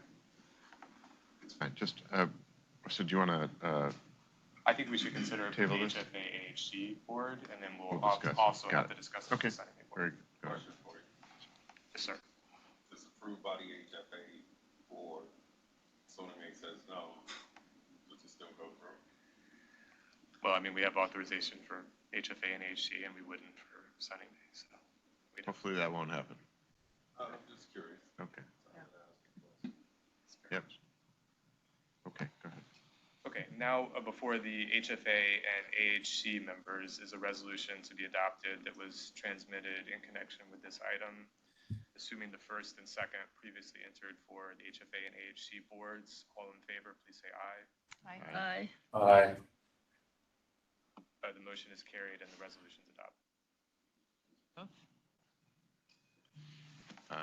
Okay. You'll come back. No, you'll come back for Sunny May. Yeah. Thank you. Don't go too far. Okay. Let's see. Now we'll move to a consent item for HFA members, which is item 9 on the agenda. Item 9, resolution authorizing the amendment of the management security services contract with Secure Works. I don't think we have a presentation for this item, so now before the HFA members is a resolution to be adopted. It was transmitted in connection with this item. Assuming the first and second previously entered for HFA, all in favor, please say aye. Aye. Aye. Aye. The motion is carried and the resolution adopted. Now we move to the AHC consent item, which is item 10 on the agenda. Item 10, resolution authorizing the award of grant funds for certain projects. Again, I don't believe we have a presentation for this item. So now before the AHC board is a resolution that was transmitted in connection with this item. Assuming the first and second previously entered for AHC, all in favor, please say aye. Aye. Aye. The motion is carried and the resolution adopted. Okay, next items are shared information items. Item 11, current agency procurement contracts in the lobbying restricted period. Item 12, annual review of the professional temporary staffing consulting service contracts. And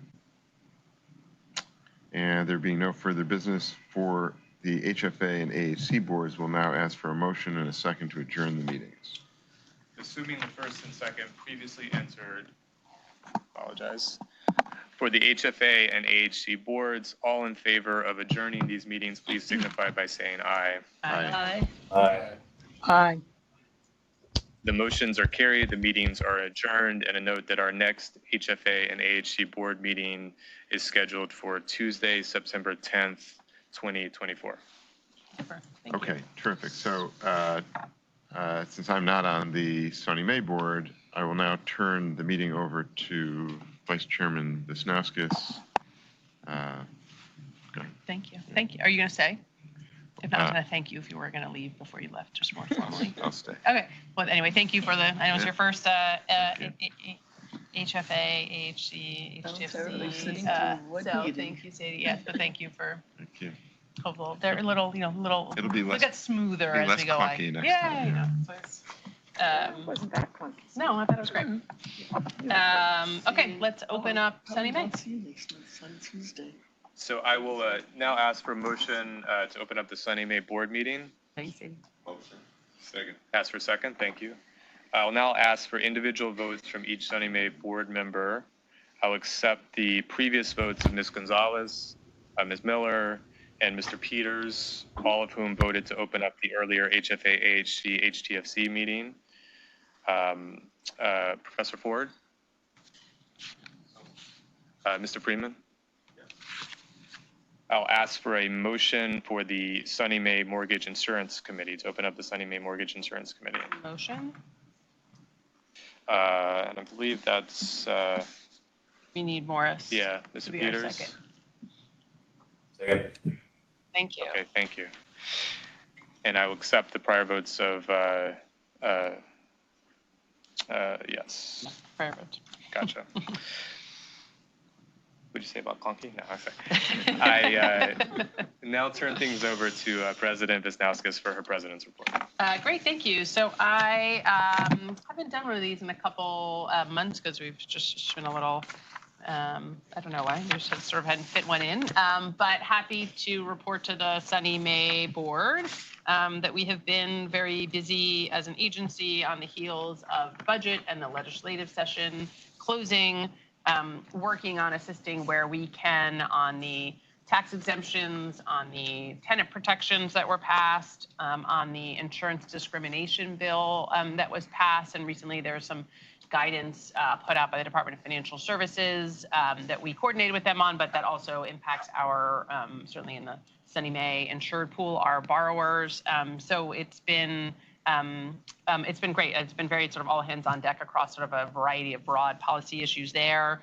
There was also capital that came into the agency through the budget, although mostly which felt a little bit like people forgot that there was actually money in the budget, which is what the budget is because there was so much policy, but we have been implementing a series of term sheets to get this money out the door and into the communities where it can do its work. And then in addition to that, as I often update on, I have been busy traveling around the state. The summer is sort of the best time for ribbon cuttings and ground bakings, which are also opportunities to connect with new residents and with local elected officials and state elected officials and federal officials. So I have been in New Rochelle and in Rochester and in Brooklyn and in Syracuse. I was up in Yonkers last week, and I will be in New Rochelle tomorrow. So it's great to get out and see. I was in Chenango County earlier in April, which is not a place I actually get to too often. But it's certainly a great time to get out and see all the bricks and mortar of the good work we're doing. And I will end my remarks there and turn it back to you, Will. Okay, thank you. I was just, Professor and Mr. Freeman, we just want to make sure your mics are working. Are they green? Yeah, they're green. Okay. I think some folks online were having some trouble hearing you. Well, you can get that one, Joyce. Why don't I move this one? We can have double mic. Triple mic, so you already have double. All the help is here. Okay.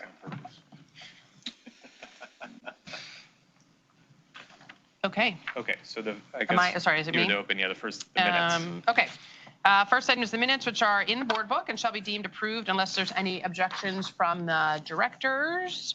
And then we will now take up the items that require Sunny May Mortgage Insurance Committee action. Item number 2 is a resolution of the Sunny May Mortgage Insurance Committee recommending and approving 100% mortgage insurance on a $2,919 $200,000 CPC permanent first mortgage loan for the Geffner House project in Manhattan. And Mike Friedman is going to join us and present. And here he comes.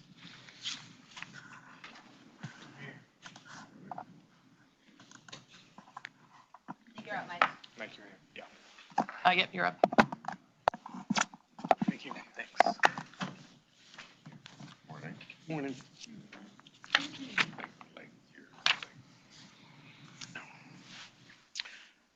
So Geffner House at 351 West 42nd Street comprises the moderate rehab of 307 single-room occupancy units. 245 of the 307 units are at 50% AMI, and 62 units are at 60% of AMI. And there is a project-based, there are project-based vouchers through HUD's Continuum of Care program for 114 of the units.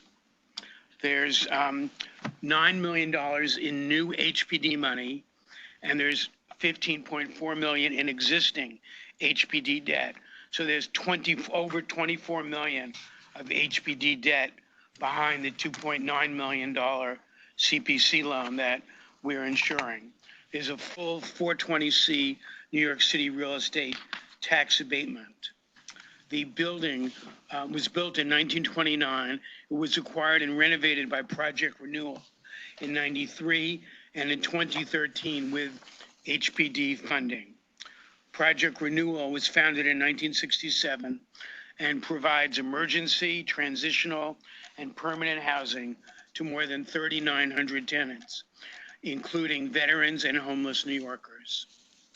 The insured loan amount is $9,500 per unit, which equals 10% of the project's total development cost of $98,500 per unit.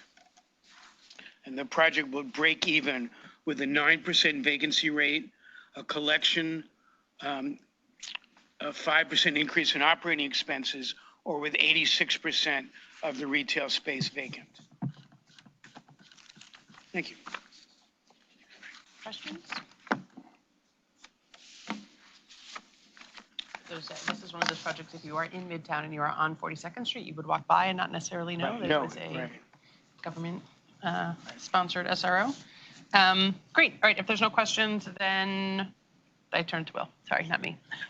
Now before the SONYMA Mortgage Insurance Committee is a resolution that was transmitted in connection with this item. Assuming the first and second previously entered for the Mortgage Insurance Committee, all in favor, please say aye. Aye. Aye. Aye. Motion is carried and the resolution adopted. Great. We will now take up items that require SONYMA Mortgage Insurance Committee and SONYMA Board action. Item number 3 is resolution of the SONYMA Mortgage Insurance Committee and of the SONYMA Board approving 100% mortgage insurance on a $7.1 million CPC permanent first mortgage loan for the Titchener and Jacoby Building Project, Rochester, Monroe County. And Mike's going to present this one too. This is a neat project. It comprises the historic readaptation of a former vacant commercial building into 40 residential units and 3 commercial spaces. Rents will be between 60 and 130% of the Rochester AMI, but only 3 of the 40 units are at 130% of the AMI. There's a $475,000 Restore New York grant, $2.1 million in federal historic tax credits, and $2 million in state historic tax credits, and a 12-year pilot with the County of Monroe IDA. The project involves a $3 million acquisition and subsequent adaptive reuse of the historic Titchener and Jacoby building into 40 units and 3 commercial spaces. The insured loan amount is $177,500 per unit, which equals 48% of the project's total development cost of $369,000 per unit. There's $2 million in owner equity in the project. The project will break even with a pro forma 16% vacancy rate, a 45% increase in operating expenses, or 70% of the commercial space vacant. Thank you. Thanks, Mike. I would note it's also a beautiful building. It's a neat building, yeah. And it's been vacant for quite a while. Yeah. Sat on, it looks like a sort of great corner spot. Yeah. Very. Great. Is this generally a mixed use neighborhood, or is it residential or commercial? Or it's hard to tell from the pictures. Yeah, I think it's a neighborhood that's becoming residential. So, like, say, Armory Square in Syracuse. Thank you. You're welcome. Great. Any other questions? Just the 3 that are at 130% of AMI, why are they 130%?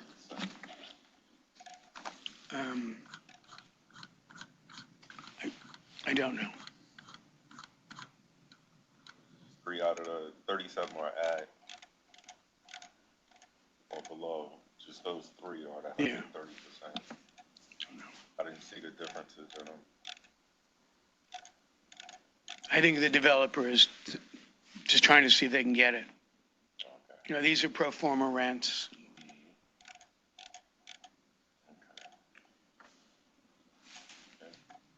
Great. Okay, should we take it to a vote? Sure.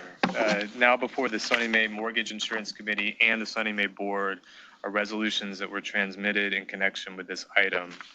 Assuming the first and second previously answered for the Mortgage Insurance Committee and for the SONYMA Board, all in favor, please say aye. Aye. Aye. The motion is carried and the resolutions adopted.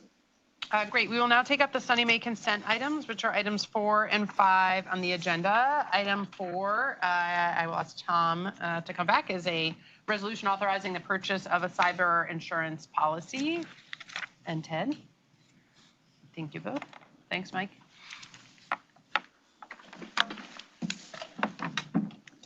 Good morning. Morning. Should I repeat it? Yeah. Yes.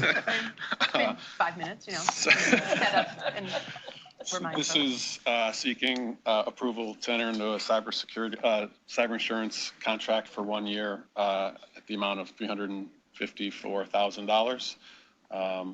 This is the renewal of a previous insurance policy that cost $395,000 and was through Zurich. The new one that we're seeking approval for is through an insurance company called Corvus. Questions? Okay, just a question. I guess I thought I was looking it up, that there was the Bowman firm? E.G. Bowman. But they're not involved with this particular item. They're the broker. They're the broker here. Yes. Okay, and so, is it still a black-owned firm? I don't know the answer to that.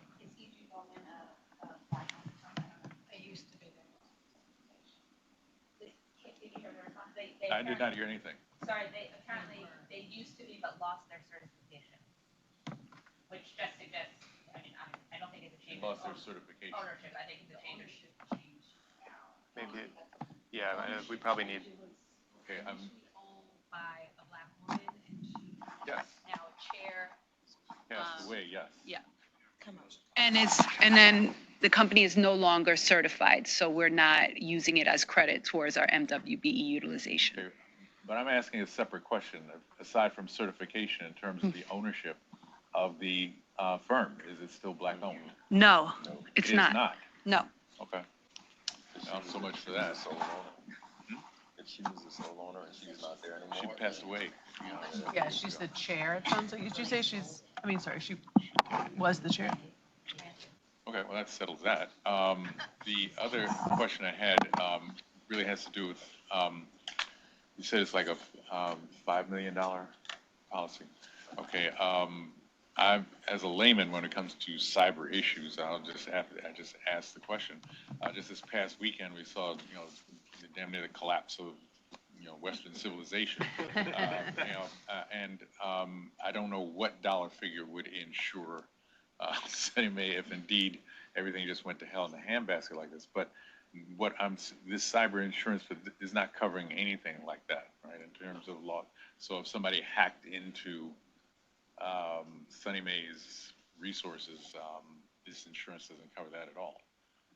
Well, that's different than what happened this past weekend. I understand, yeah. So, but I mean, it's all of the same piece in terms of vulnerability, if you will, of institutions and individuals for that matter. But we're speaking about institutions, particularly a multi-billion-dollar institution like State of New York Mortgage Agency. So I guess my question is separate. I'm fine with the cyber insurance policy as stated, but my question is, what about everything else?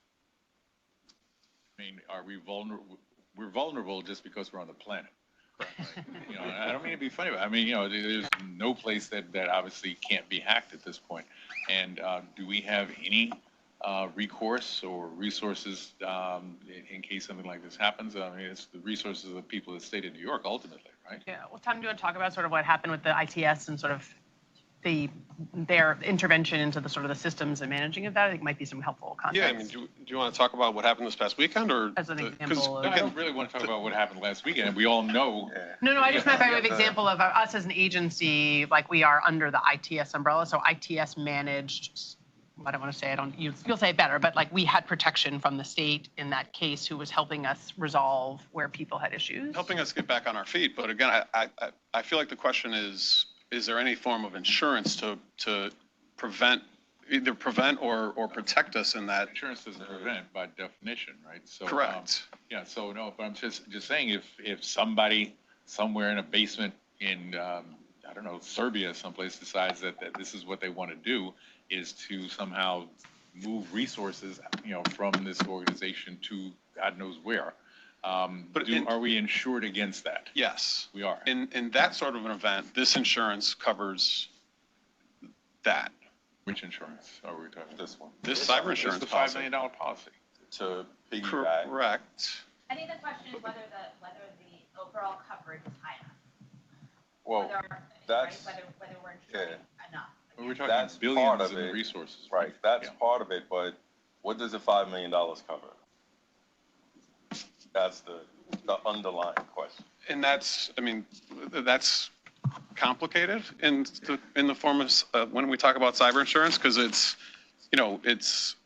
privacy liability coverage, media liability coverage. It's really about if we were subjected to a hack and someone stole resources from us, right? They're not stealing cash. We don't have $1 billion in cash sitting somewhere that they're stealing, right? So they would be stealing information for the most part, right? We don't have any cash. That's what I heard you say. But no, we have assets. We have assets. We have assets. Okay. Right. Those assets are fungible in some way, shape, or form if somebody could get a hold of them. But they're not physically in any premise that we control, right? They're in the bank. So that would be a breach of the bank if someone stole their cash. That's the answer to my question. Okay. Thank you. Okay. Great. But it does give, I think when there is sort of cyber issues, it also gives us the ability to, like we in the past have hired people to come in and do forensics on sort of our systems and help us recover. And this is right. And that's what like this covers is the cost of an event like that, right? Yeah. So if someone hacked us and stole information or data, right, we may have to buy new business cards. No, but like, should be so lucky. You buy identity protection for the people whose information got hacked, right? I don't mean insurance covers I've that. kind of been through this before at other meetings, and so I don't want you to have to go over that same ground. You answered my question Okay. in terms of these other concerns, and the cyber insurance policy sounds fine to me. Mr. Freeman, you had a question. In terms of what it's geared to protect. Right. That's fine. You had a question last meeting about is the cyber insurance world covered by the 80-20 rule? And so I spoke to E.G. Bowman, another broker and Venable law firm, and they are not covered by the 80-20 rule on the cyber side. I learned a lot about cyber policies. A lot of people are getting out of this business, so it's a smaller pool insurance. Our broker goes out to 5 agencies. One of the things that your question also brought up was because they look at 3 things: our IT security, our gross revenue, right, and as well as looking at the risk in the industry. And we actually had some good conversations with E.G. Bowman about some of our indentured revenues, and that brought our gross revenues down because they're safe. And so that's one of the reasons why I think we got a lower cost on the policy. So that's why I had asked about the 80-20 rule, is because for a $5 million policy, we're only paying $385,000. Say there was a cyber attack like the one that happened last week. We've only paid $385,000. It was not a cyber attack last week. Well, yeah, it was cyber. To a degree. But with that $385,000, they only have $385,000 in disposable cash to be able to support bringing us back up to speed for that $5 million. And what insurance companies have done in the past, if they didn't have the money to bridge that threshold, they just went bankrupt. And then the company was stuck. The other avenue they have, though, which I did a dive into, is they'll also do reinsurance. So that what they'll do is they'll sell some of that to another insurance company to reduce their risk. But the 80-20 rule is something out there, but it's more on the healthcare side.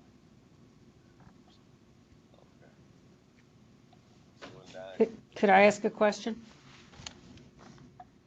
Sure. It's more along the lines where you were headed down, Ruth Ann, which is, what is the agency doing to protect itself? What is the ongoing training? What are the pieces in place to just stay ahead of threats? And so maybe it is maybe a presentation or a little more in depth about what the state does on behalf of the agency and what the agency might need to do for itself to protect from. So that, in fact, that's what the other contract that we were looking for approval for, in this case, an extension, but ultimately a new contract with a company called SecureWorks that provides network monitoring, intrusion detection, endpoint protection, so software and services that help protect us against cyber attacks.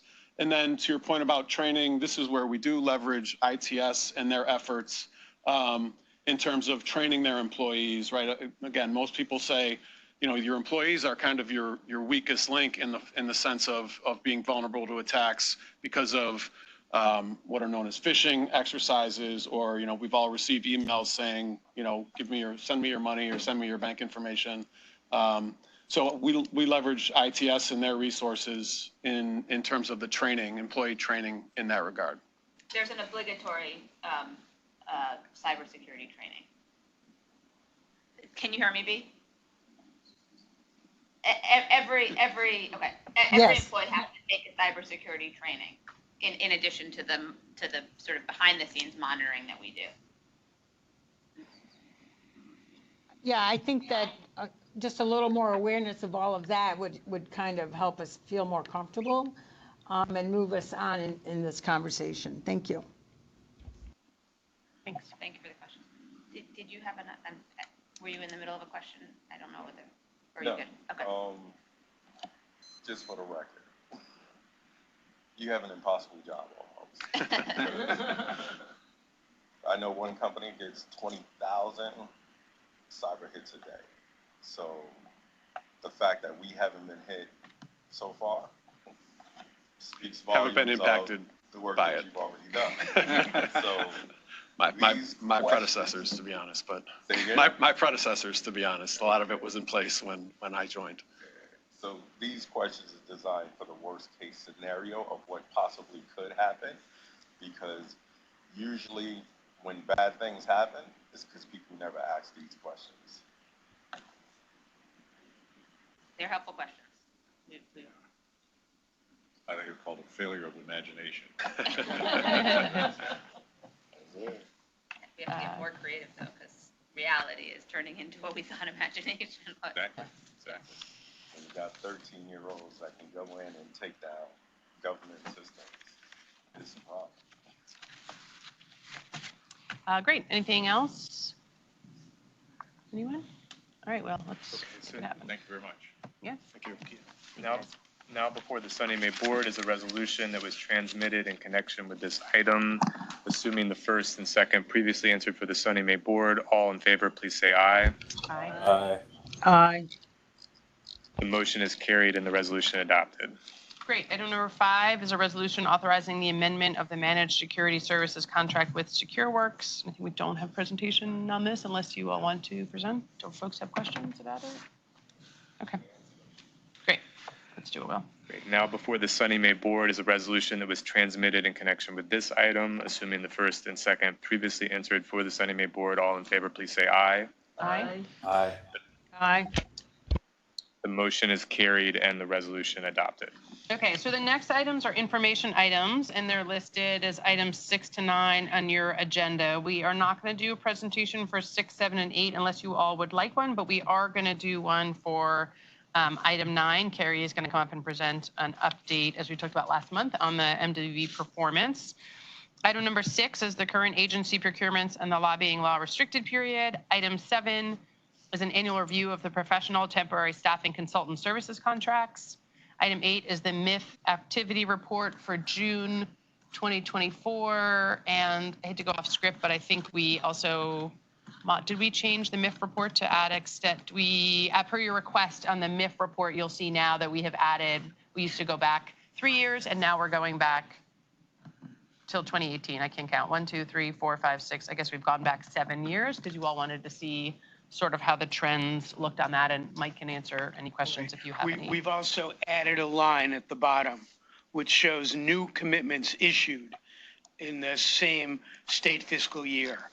And I think the two columns on the two full columns on the right, for the year ended March 31 of 23, and then the year ended March 31 of 24, the surtax collection declined by 74 million, or 41%. But the number of commitments issued declined only 20%. And the dollar amount of liability of commitments issued declined by 63 million, or only 15.5%. So while the surtax was down over 40%, the MIF pretty much kept humming along. And I think this was due to the fact that the lion's share of the liability of commitments issued is comprised of HFA loans and HTC loans. And they both continued to do business. Projects took more subsidy, but HFA and HTC persevered. So I think the takeaway is that there isn't a strong correlation between surtax collections and liability amount of new commitments. And I think we'll continue to present the report in this format going forward, so you can see it. It's super interesting, right, to look back even further and just see where we are relative to where we used to be. I think the second and third columns from the left are the pandemic. Yep. And are hopefully anomalous. Big drop. Yeah, let's hope. Okay, thank you, Mike. And then and then item number 9 is an update on MWBE, and we will have Carrie come up now and present on that. Excuse me, just before we get to sure. the temporary staffing Contracts? contracts, do we have a breakdown in terms, the number of firms and the number of minority-owned firms or black-owned firms? Lisa, do you want to come up and just so folks can hear you on the item? That typically has been an area where you do see a number of non-white firms involved. I just curious as to what the breakdown is. Yeah. For this, absolutely. For this agency. Sorry.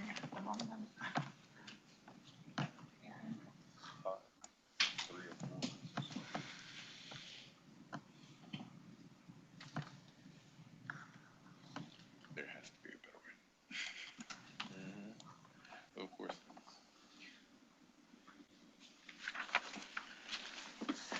Good morning.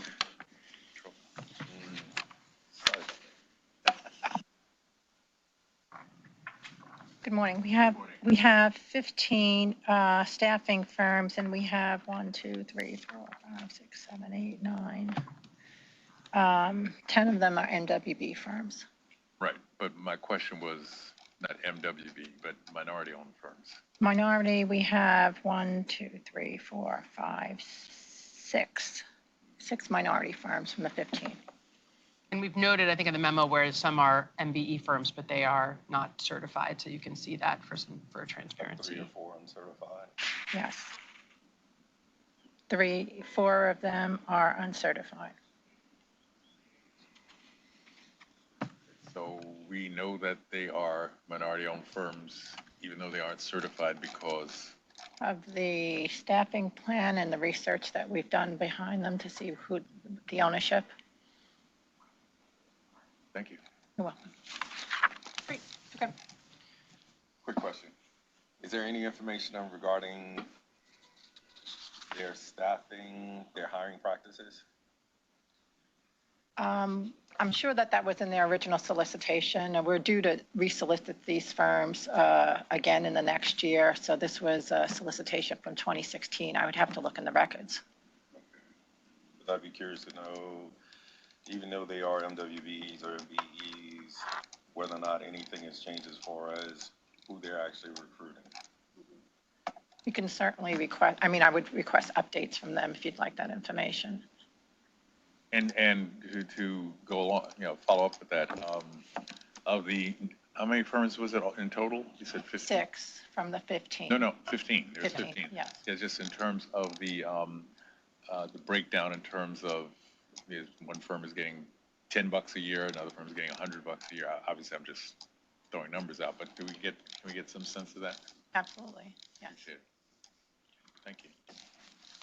In fact, that's in the chart, in the memo, yes, sorry, we did yes. provide a chart, but we can add more data points to this if it's helpful, that shows how much they were paid, and then also HFA versus SONYMA, which firms, so you can see, we could pull down the MBE, MWBE data into the chart too, so you don't have to go back and forth if you're not sure.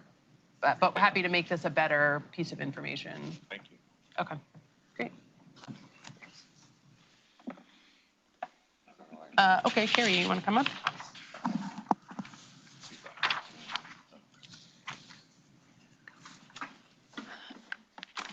Hi, so I'll introduce myself, Carrie Torres, Director, VP of Empowerment, Compliance, and Opportunity, and Veronica Flanders. Morning. How do you want us to, hi, do you have copies of? I don't think we realized that anyone didn't have a copy of it. Yeah. So I'm going to give my presentation Okay. over.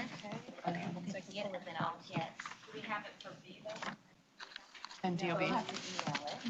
I don't think we realized it was on here. We'll look at the screen and I'll give you. So Could we have someone a email that to PowerPoint. me, please? Yeah, sorry, we had a PowerPoint. I think we did not realize they were not on the, that it was not going to be projected. So Lillian, who is always listening. Oh, it is going to be projected? Oh, okay. We're going to put it on the screen. Oh, great. Okay. I think so. Sorry, I thought. I didn't realize. Sorry, I thought that was where our gap was. It was loaded. Had someone email the latest version? I did last night. Mm-hmm. Always clunky. Lil, if you can hear us, might you just pull up the PowerPoint? Just a note, I have no access in this office in Syracuse, so if what you send, I'll be looking at on my phone. If we put it on the screen, you'll be able to see it on the screen, right? Because you can see us, B? Yes, I think Okay, so let's hope. We'll do both. If I We'll have it, do I'll put it both. up on the screen. Okay, and Kat's gonna email it to you, B, also.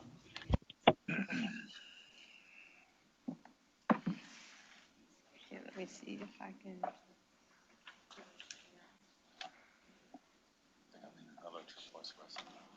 Share.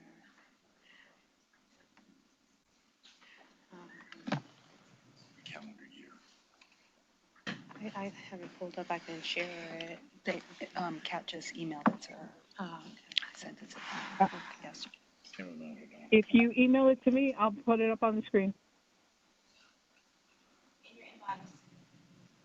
Fiscal year goes to March 2024.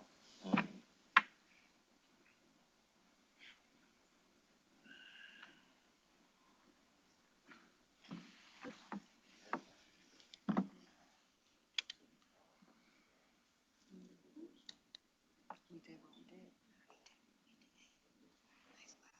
It is.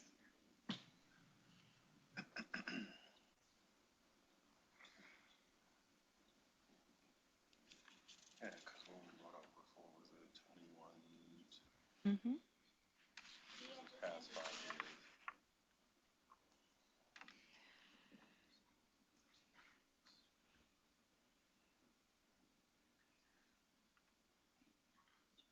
Carrie, when you mentioned this, I thought you was talking about a different report than one that was in there for the procurement.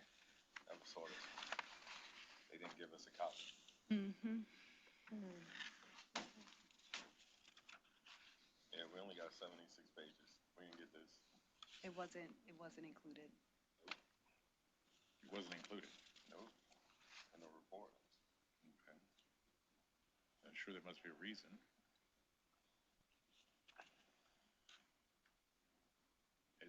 Reason? I think it was a, This is an information item, so it's being presented at the meeting. It wasn't included in the board materials. I'm sorry, you just really have to speak up. This is an information item, I so understand. there wasn't materials in the board materials. It was going to be presented to the board at the meeting. So that's what we're organizing. The only thing is, it was supposed to be a part of the board report, not just informational purposes. Well, this item isn't requiring any vote or consent from the board, so we didn't provide materials up front, but the team is here obviously to walk you through their information item. Yeah. The issue is that when we brought up certain things in the past, we've gone into executive session on those items. So publicly, they weren't known. And then when we bring up certain items as far as reviewing where we are in certain statuses and things on these reports, we like to have them for the record, not as informational purposes. Because they need to be for public record, not private. Okay, I understand. I think we may need to have further conversation, just understand the role. Well, again, just to continue with what my colleague was saying, going into my second year on this board, and every single meeting I have in the most useful fashion possible, which may not reflect my total feelings, but in the most useful fashion possible, express concern with respect to this particular issue. So I don't know how many different ways we can say it. I have to jump up and down on the table, what have you, but this stuff is important. And to say it's, quote, an information item, kind of like, oh, by the way, is not this level of priority that I've been hoping, and I know my colleague as well, have been hoping for going on 2 years to see some real appreciation of the concern. It's a real problem. And I'll just leave it at that. But yeah, I don't want to keep going back and forth on it. Let me just address, I'm not on this board, but let me just say this. Informational items are important items. They're just not action items. They're not voted on. I do understand that. Yeah. Okay, but the thing is that in them being informational items, we provide the foundation through informational items to be able to make educated votes on what it is that we do.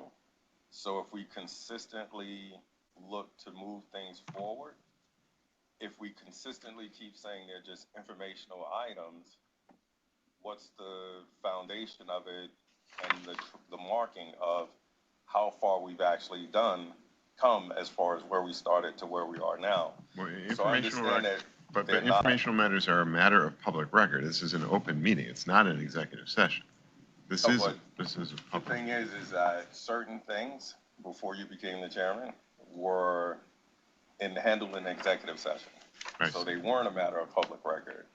So she works hard. She works very hard. So, and she's here to do a report that normally would be done once a year. So we asked her to stop what she's doing to put this report together, right? She asked me about something earlier, and I thought it was what was already in the report itself. We just got this. I see. So how do you form effective questions on stuff that you just got 2 minutes ago? Right. So that's a fair point. she's due to respect of this being provided to the directors and the board so that we can have an educated conversation about where we are, what we're doing, even though it's not being voted on. It still should have been on the agenda and circulated for everyone to be able to have it. Direct agreement, I would just add that we were updating numbers even last night. So that is, I apologize for us not being able to give it to you in advance, but we were waiting for information from CPC, list and some internal data that wasn't integral to the report. So I apologize for not being able to get it to you before this meeting. And we can postpone this if you'd like, to give you a chance to kind of digest if you'd like. No, we keep kicking this can down the road, so I'd like to see what we have, and then in the next meeting, we can bring up what other questions that we may have. Because remember, we paused this before for like 3-4 months last year, so. Quarterly is the right reporting mechanisms. That's how we report to ESD. So that kind of reporting mechanism to the board is kind of flows in line with how we share our data and utilization with our reporting entity, ESD. We understand that. We're trying to convey a greater sense of urgency than quarterly or annual reports because it's that important. And I do believe it's fair to say that this organization has some improvement to do, to put it as constructively as possible. And the only way we're going to see that is by continuing to express the concern, number one, support the initiatives, number two, and to always be looking for ways to do better. Okay, and it's not just SONYMA, of course, it's the whole damn state of New York, for that matter. But we're here at SONYMA, so that's what we're here to talk about. Okay, so again, thank you very much. But quarterly is not going to work. I'll say that right now. Quarterly is just not going to work. Well, let's have Carrie present on where she is, and then let's talk about, well, it's obviously a lot of work for her and her team to do this. So in addition to all her regular work, so let's talk about what would be helpful to see on a more regular basis in terms of specific data points and sort of what we have available. But let's go through what we have and then have that conversation. Okay.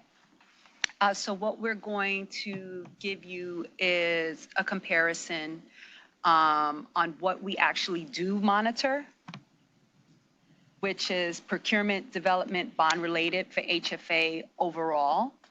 We're going to look closely at what we did in procurement for SONYMA, and then activity for the mortgage insurance fund, and then what our department DECO is doing in terms of engagement and effort.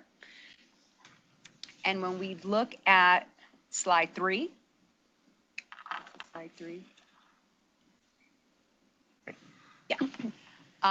you'll see a comparison of dollars spent and percentage of the available funds for the MWB activity for the agency. And we are always doing almost double and well over in procurement, which is where we directly spend money. In our development activities, which is our indirect spend, right? Utilization went down, and this is why, one of the reasons why a quarterly report is not going to give you the full picture of what we're doing at the agency. We're already in the first quarter of the new fiscal year doing significantly better than where we left off, than what this total percentage of 26% tells us.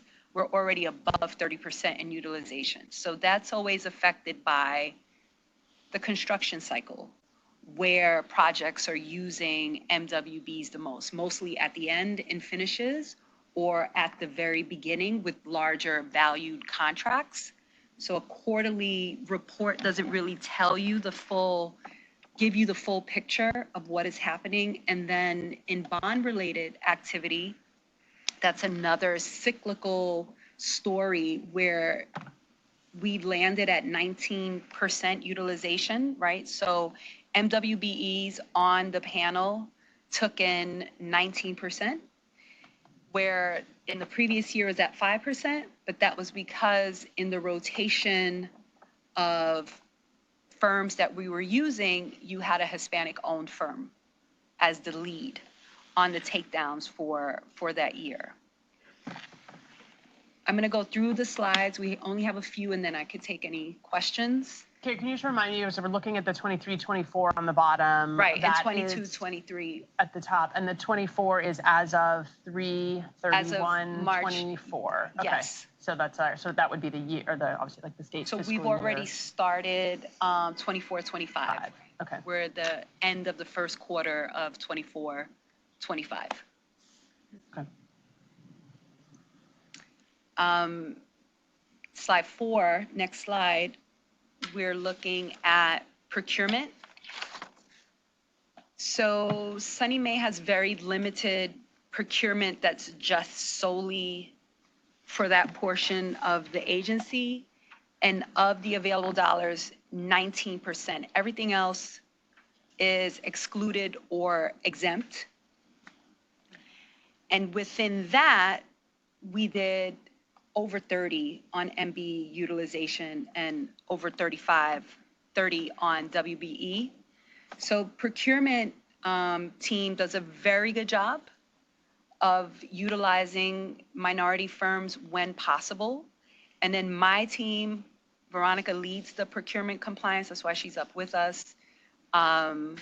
We are having more conversations with program directors in advance of RFPs so that we could really search and see what firms are available and who we can directly solicit to ensure that we're maximizing the possibility of getting a minority firm in place. That was not happening before. And we've also added some forms to our procurement process so that where there isn't immediate subcontracting available, in the event that their subcontracting does become possible, the primary firm is making an affirmation that they will, to the best of their ability, meet the requirements of the state. So there's just like an added affirmation within the procurement process. What, just two quick questions. Sure. One, what does this affirmation mean, really? I mean, I tried my best, couldn't find anybody.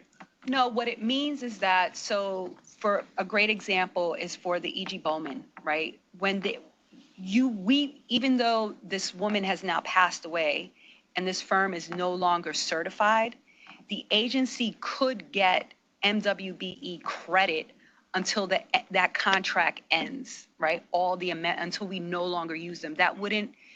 So the company would not have to make any more effort because it's counted. With the affirmation, it says you have to come back to us quarterly and let us know what you are doing, which we didn't have in place before. Is that more clear? Not really, to be honest, because what I'm trying to understand is, because I asked the question before, it said E.G. Bowman is no longer Black-owned. Right. So, but it's So getting, that it's firm getting now credit has because to it make was. an effort to subcontract out any work available to minority or women-owned firms. And they have to show us how they've made that effort. Okay. And if you're not satisfied with that effort? If we're not satisfied with that effort, what we've added to contracts, again, is the liquidated damages. So if you're not performing and the good faith efforts doesn't allow you a waiver, then liquidated damages are in the contract. Okay. So it's, 5 years that the contract gets recertified? The certification is for 5 years, but I mean, the contract terms, Beyond. right. Okay. So basically, if she passes away in the second year, they can still be grandfathered in. Right. If you were 5-year certified term of when it. the contract started, then the agency could continue getting credit. Right. And then you review everything quarterly to make sure everything is still above par, that they're actually And that they're still continuing to make efforts according to the state's goals. The penalties are 10,000 or percentage or? It's So for the procurement contracts, historically, it's been the difference of the goal versus what they actually utilized. So we'll go back and double check that language is there, but historically, that's what it's been. Has that ever been imposed on a firm? No. Not on a procurement Not on contract. procurement.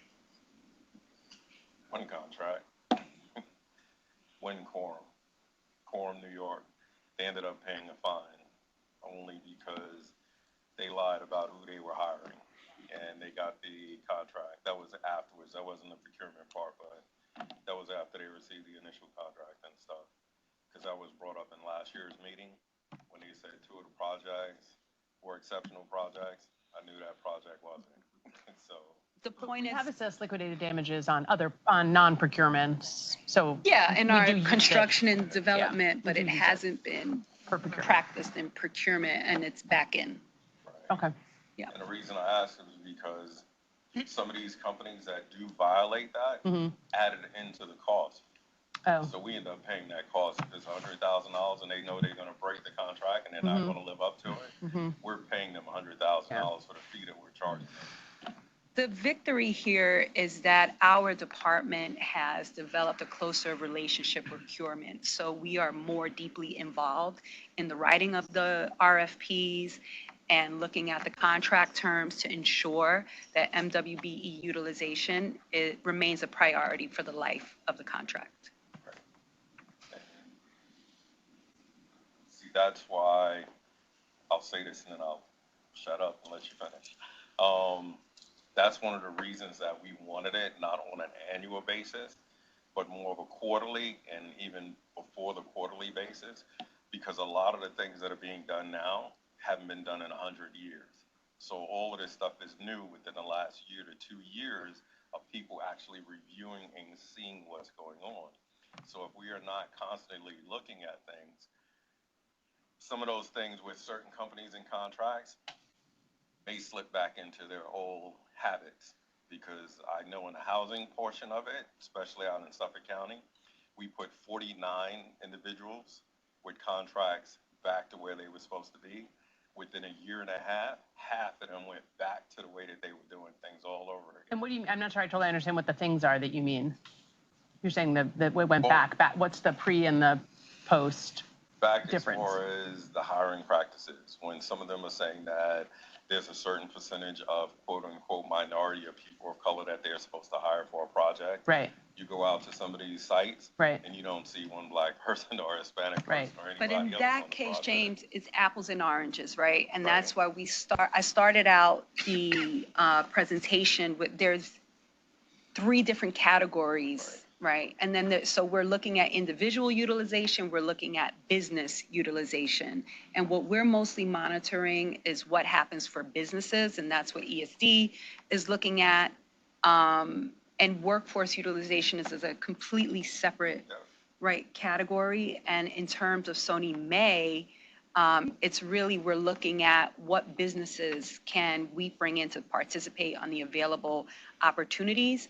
And what we're seeing is that there just aren't many available M or W firms available to do the niche work that's needed, like in financial advisory services, computational services.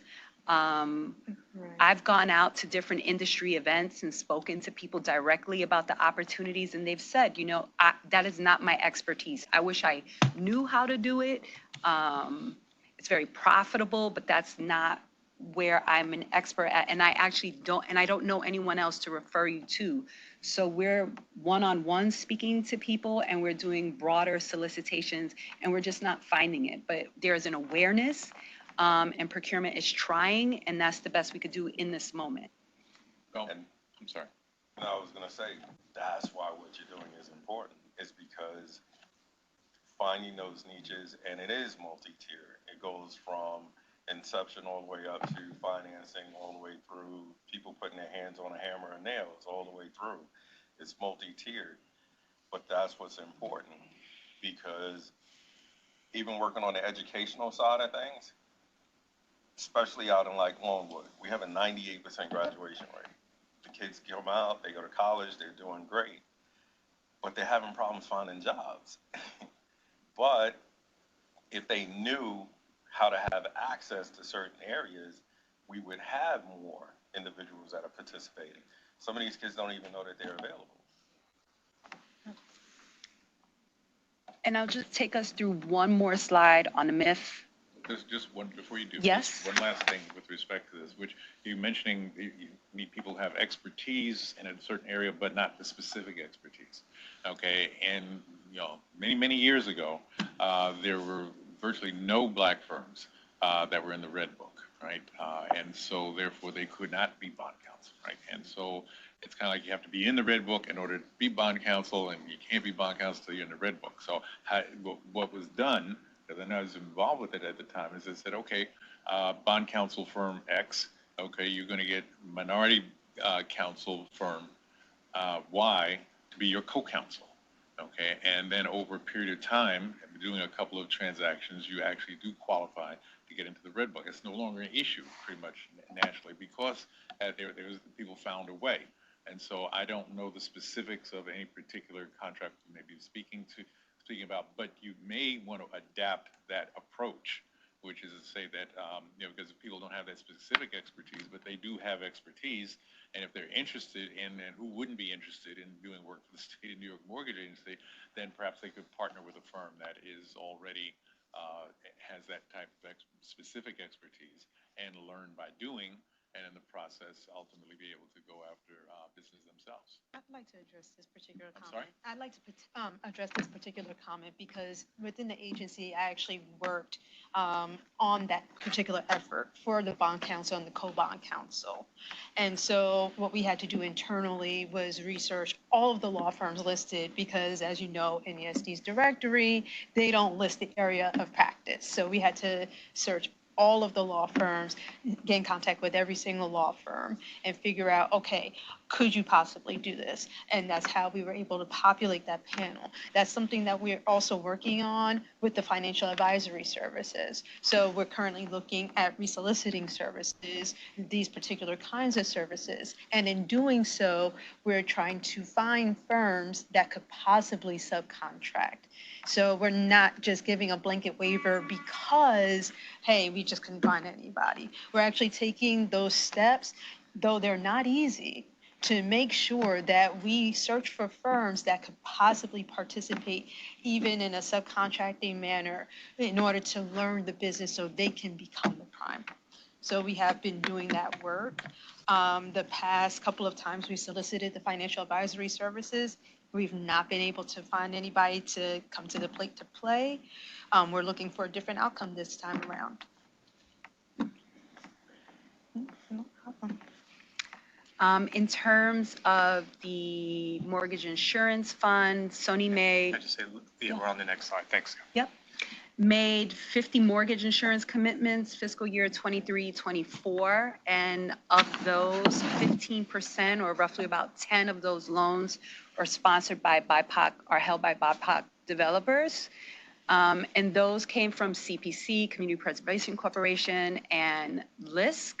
And then you'll just see some numbers of how the fund distributed its dollars insured in the charts, in the chart below.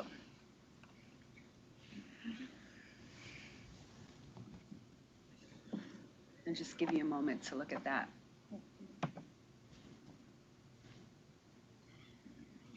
And so in this space, the nexus is, the lender and the MIF. We're not involved in the lending, but just ensuring what comes.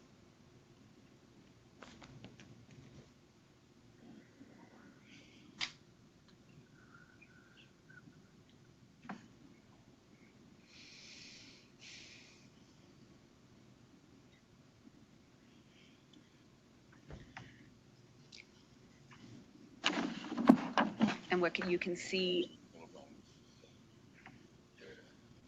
Low income investment fund and 8.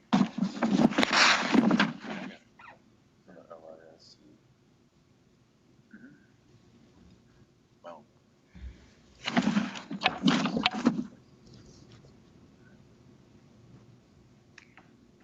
And on slide 6, next slide, you'll just see overall what we are doing in the department on behalf of the agency to amplify and educate industry stakeholders on what is available, what available opportunities are coming out of HCR. The primer demands that we go out to different events, engagements, and so you see a list of different engagements we're at. We've hired new staff. We're looking at a supply diversity management software to make our reporting more accurate. We've created a handbook.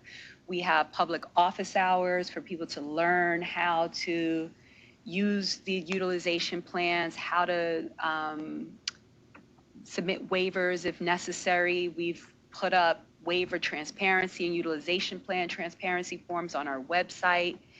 We're just about finished with the market feasibility study. We did make a contribution to a not-for-profit that educates youth. They're the next generation of contractors, architects, developers. That not-for-profit trains them, certifies them, helps them get their driver's license, their OSHA certification, exposes them to paid internships, and helps them with college applications and so forth. We have suggested that there be a DEI leadership training and one-on-one coaching for the senior executives in the agency, so they have a better understanding of how to interact with minority businesses in their industries. We started a book club. We've hosted, events for staff in the agency. We're also looking at creating a regional Meet the Primes events, more of a on-the-ground matchmaking between prime contractors and subs in the region, and then supporting our partners in their solicitations and amplifying them on our website. That's all stuff happening in the fall. That's what we've done. We've been pretty busy. Any outreach? Could I ask a question? Sure. The HCR initiatives, how much of that responsibility sits with HR as well? Or is it all coming out of your department? Everything on this slide The is DEI. coming out of my department. But you work, Okay. I would say. So there is no, Sorry, go ahead, B. And I also sit as the agency. there's no HR ownership of any of these? There's an awareness. The DEI leadership training proposal is sitting with HR now, and that would be a collaboration. HR/training. And then the interagency efforts, are there other agencies that might be helpful that maybe do similar work or do work? Yes. That's, So okay. And we so are- how do you build that relationship? Well, there are other agencies that share goals with us on our contracts, and they are going to partner with us for our regional Meet the Prime events. Excuse me, just, perhaps I'm just not understanding. HR is considering whether to participate with you? It's not considering, they are. I brought a proposal. Right. HR is reviewing it to see if they like the company that I have suggested to do this training. And that's where we are with that initiative right now. Is there an option to say no? Well, they have an option to maybe look at another provider. The issue is that HR. Totally supportive. Yes. In fact, very connected to all the DEI work that is done at the agency. At this point, it's just like they're now looking at what was suggested by colleagues, and they're going to work together to figure out what to do. I just want to make sure that it's not taken as there's going to be a rejection of this stuff. It's just we're in the process. This was suggested. It's They're now timing. working to get it happen. We're in the final stages of hiring a chief diversity officer, which we're really excited about. And we were waiting for that person to come in and then help us inform what kinds of training, if they wanted to do this. We're getting a budget together with the DEI committee to support the work of the chief diversity officer, even though they're not here yet. And part of that training is built into the budget that is being established for the chief diversity officer and the DEI committee. Right, and HR is also our training unit as well as a combination unit, and so before we can actually greenlight anything, it has to go through them also for that training aspect, and so that's why it's not just, an automatic. They have to look for other options as well. What would be the role of the chief diversity officer?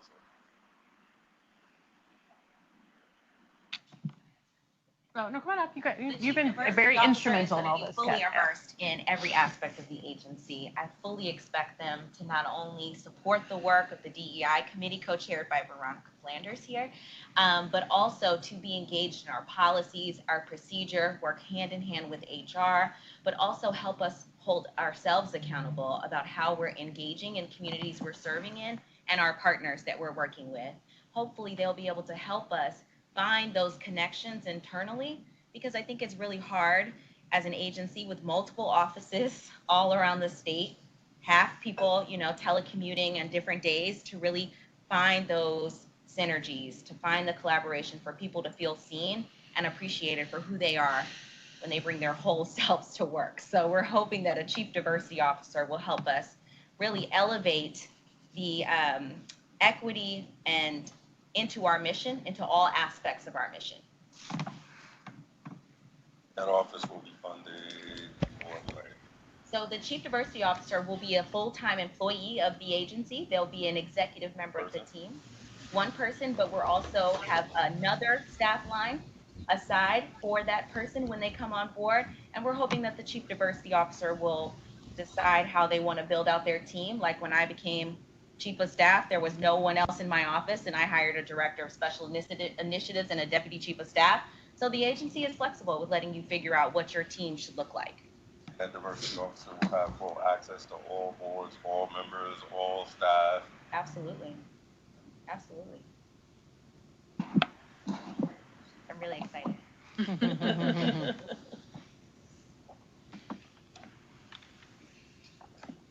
So are there organizations across the state that you see as leaders in bringing MWBEs to the table and really building? I mean, just this morning we approved the home headquarters, and if I remember correctly, their architect, their construction manager, and another key player were all MWBEs. I know that it took years for Carrie to get to this point, but are we learning from people like home headquarters and what they've accomplished over the last years? We spent a lot of time with other agencies that have similar spend as us, MTA, DASNY, the New York Power Authority, the Department of Health, the school construction organization, and we look at what their best practices are. We also, share who our prime contractors are in different regions. I mean, the challenge is there are regions in the state where we do very well, New York City, Long Island, Western New York, wherever there's concentrated financing, you see a very high utilization of minority companies and women companies. But there are other areas of the state where there just isn't a lot of availability, and that challenge is not unique to our agency or to the government. We see that in the private sector companies and with other agencies. So, in the larger picture, HCR does phenomenally and is seen as a leader in this MWB program statewide, and we're often asked to speak with other agencies and with other small companies and to let them know how we approach this work. And what we see here, we're still in one of the most progressive states in terms of MWB programming.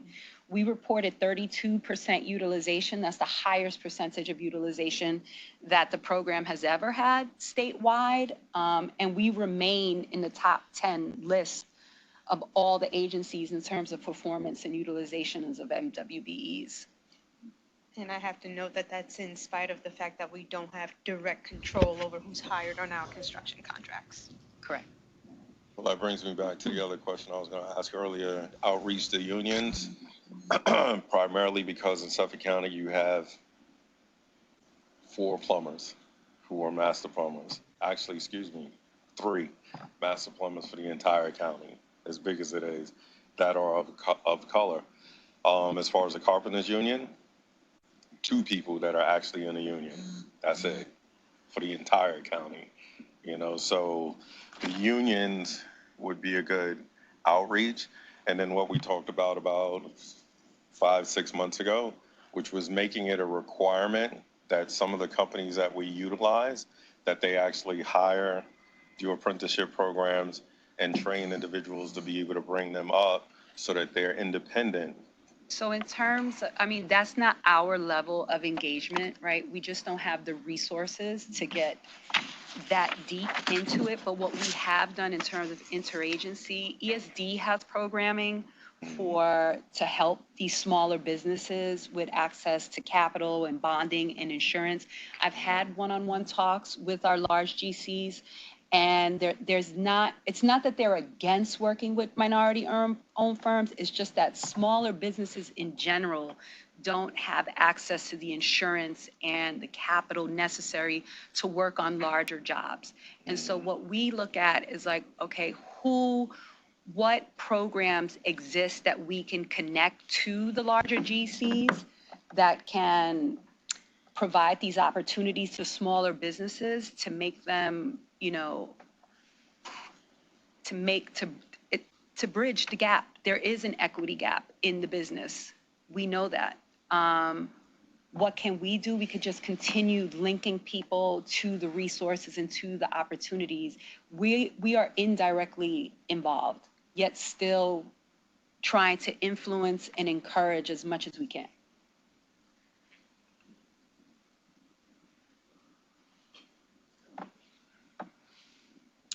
Thank you. Well, so in terms of follow-up based on sort of this discussion, what would you all like to see from Carrie and her team, and when? Well, I don't think that it's necessary to have a full-blown thank you for this every time, but would like to just see it on the agenda on a monthly basis. And you want Carrie to present anything specific, or? Update what's going on, and obviously concerns that, we have not achieved perfection. I think that's fair to say, right? And so it's a work in progress. And so that was my point earlier. So yes, I'd like to see it, and I think Mr. Freeman would agree to see this on the agenda on a monthly basis. It's that important, and obviously there's a lot of work that needs to be done. We're trying to get how do you want to see it on the agenda in terms of dollars spent, or? Well, right. I would say, you're the professionals. Okay. Use your best judgment as what gives us a picture as to what has happened, what's going to happen. And I'm guessing, but I'm pretty sure we'll have some questions. Okay. And suggestions, not going to throw anything at you. Thank you. Yeah. And as piggyback on that, the exact same thing, because this is a hell of a lot further than where we were a year ago. So to be able to see that means something. And before our new chairman came on the board, applications through ESD, there were over 3,000 that were backlogged. They're all caught up right now. ESD. Yeah. So, and they have a new person that's been there since last June. So that's why we feel that it's important, because a lot of changes have taken place over the course of the last year and a half. And we want to make sure that we maintain that traction and that progression moving forward. So that's why it's important that we get to see this, and that we also get the input as far as where they are, what they want to do, how they want to do it, and the best practices as far as supporting them and making sure that they're successful in what they're doing. Because I feel as a director, that's one of the things that we're all supposed to be here for, is to listen to what they have to say, give them the job, not micromanage it, but provide them with the resources so that they can bring that information back so we can do the best thing that we can do to move things forward. Because it's been real bad for a lot of years, so it's important. Thank you, Carrie. Thank you, Veronica. Thank you very much. Should we officially shut down? All right. Sure. So assuming the first and second previously entered for SONYMA, all in favor of adjourning the meeting, please signify by saying aye. Aye. Aye. Motion is no votes. Sorry. The motion is carried. The SONYMA board meeting is adjourned. Note that our next SONYMA board meeting is scheduled for Tuesday, September 10th, 2024. No August meeting. No August meeting. Enjoy August, everybody. Thank you. And I think we can stop the recording. Thanks. Oh, okay. Well, that'll be, I think, our only Tuesday.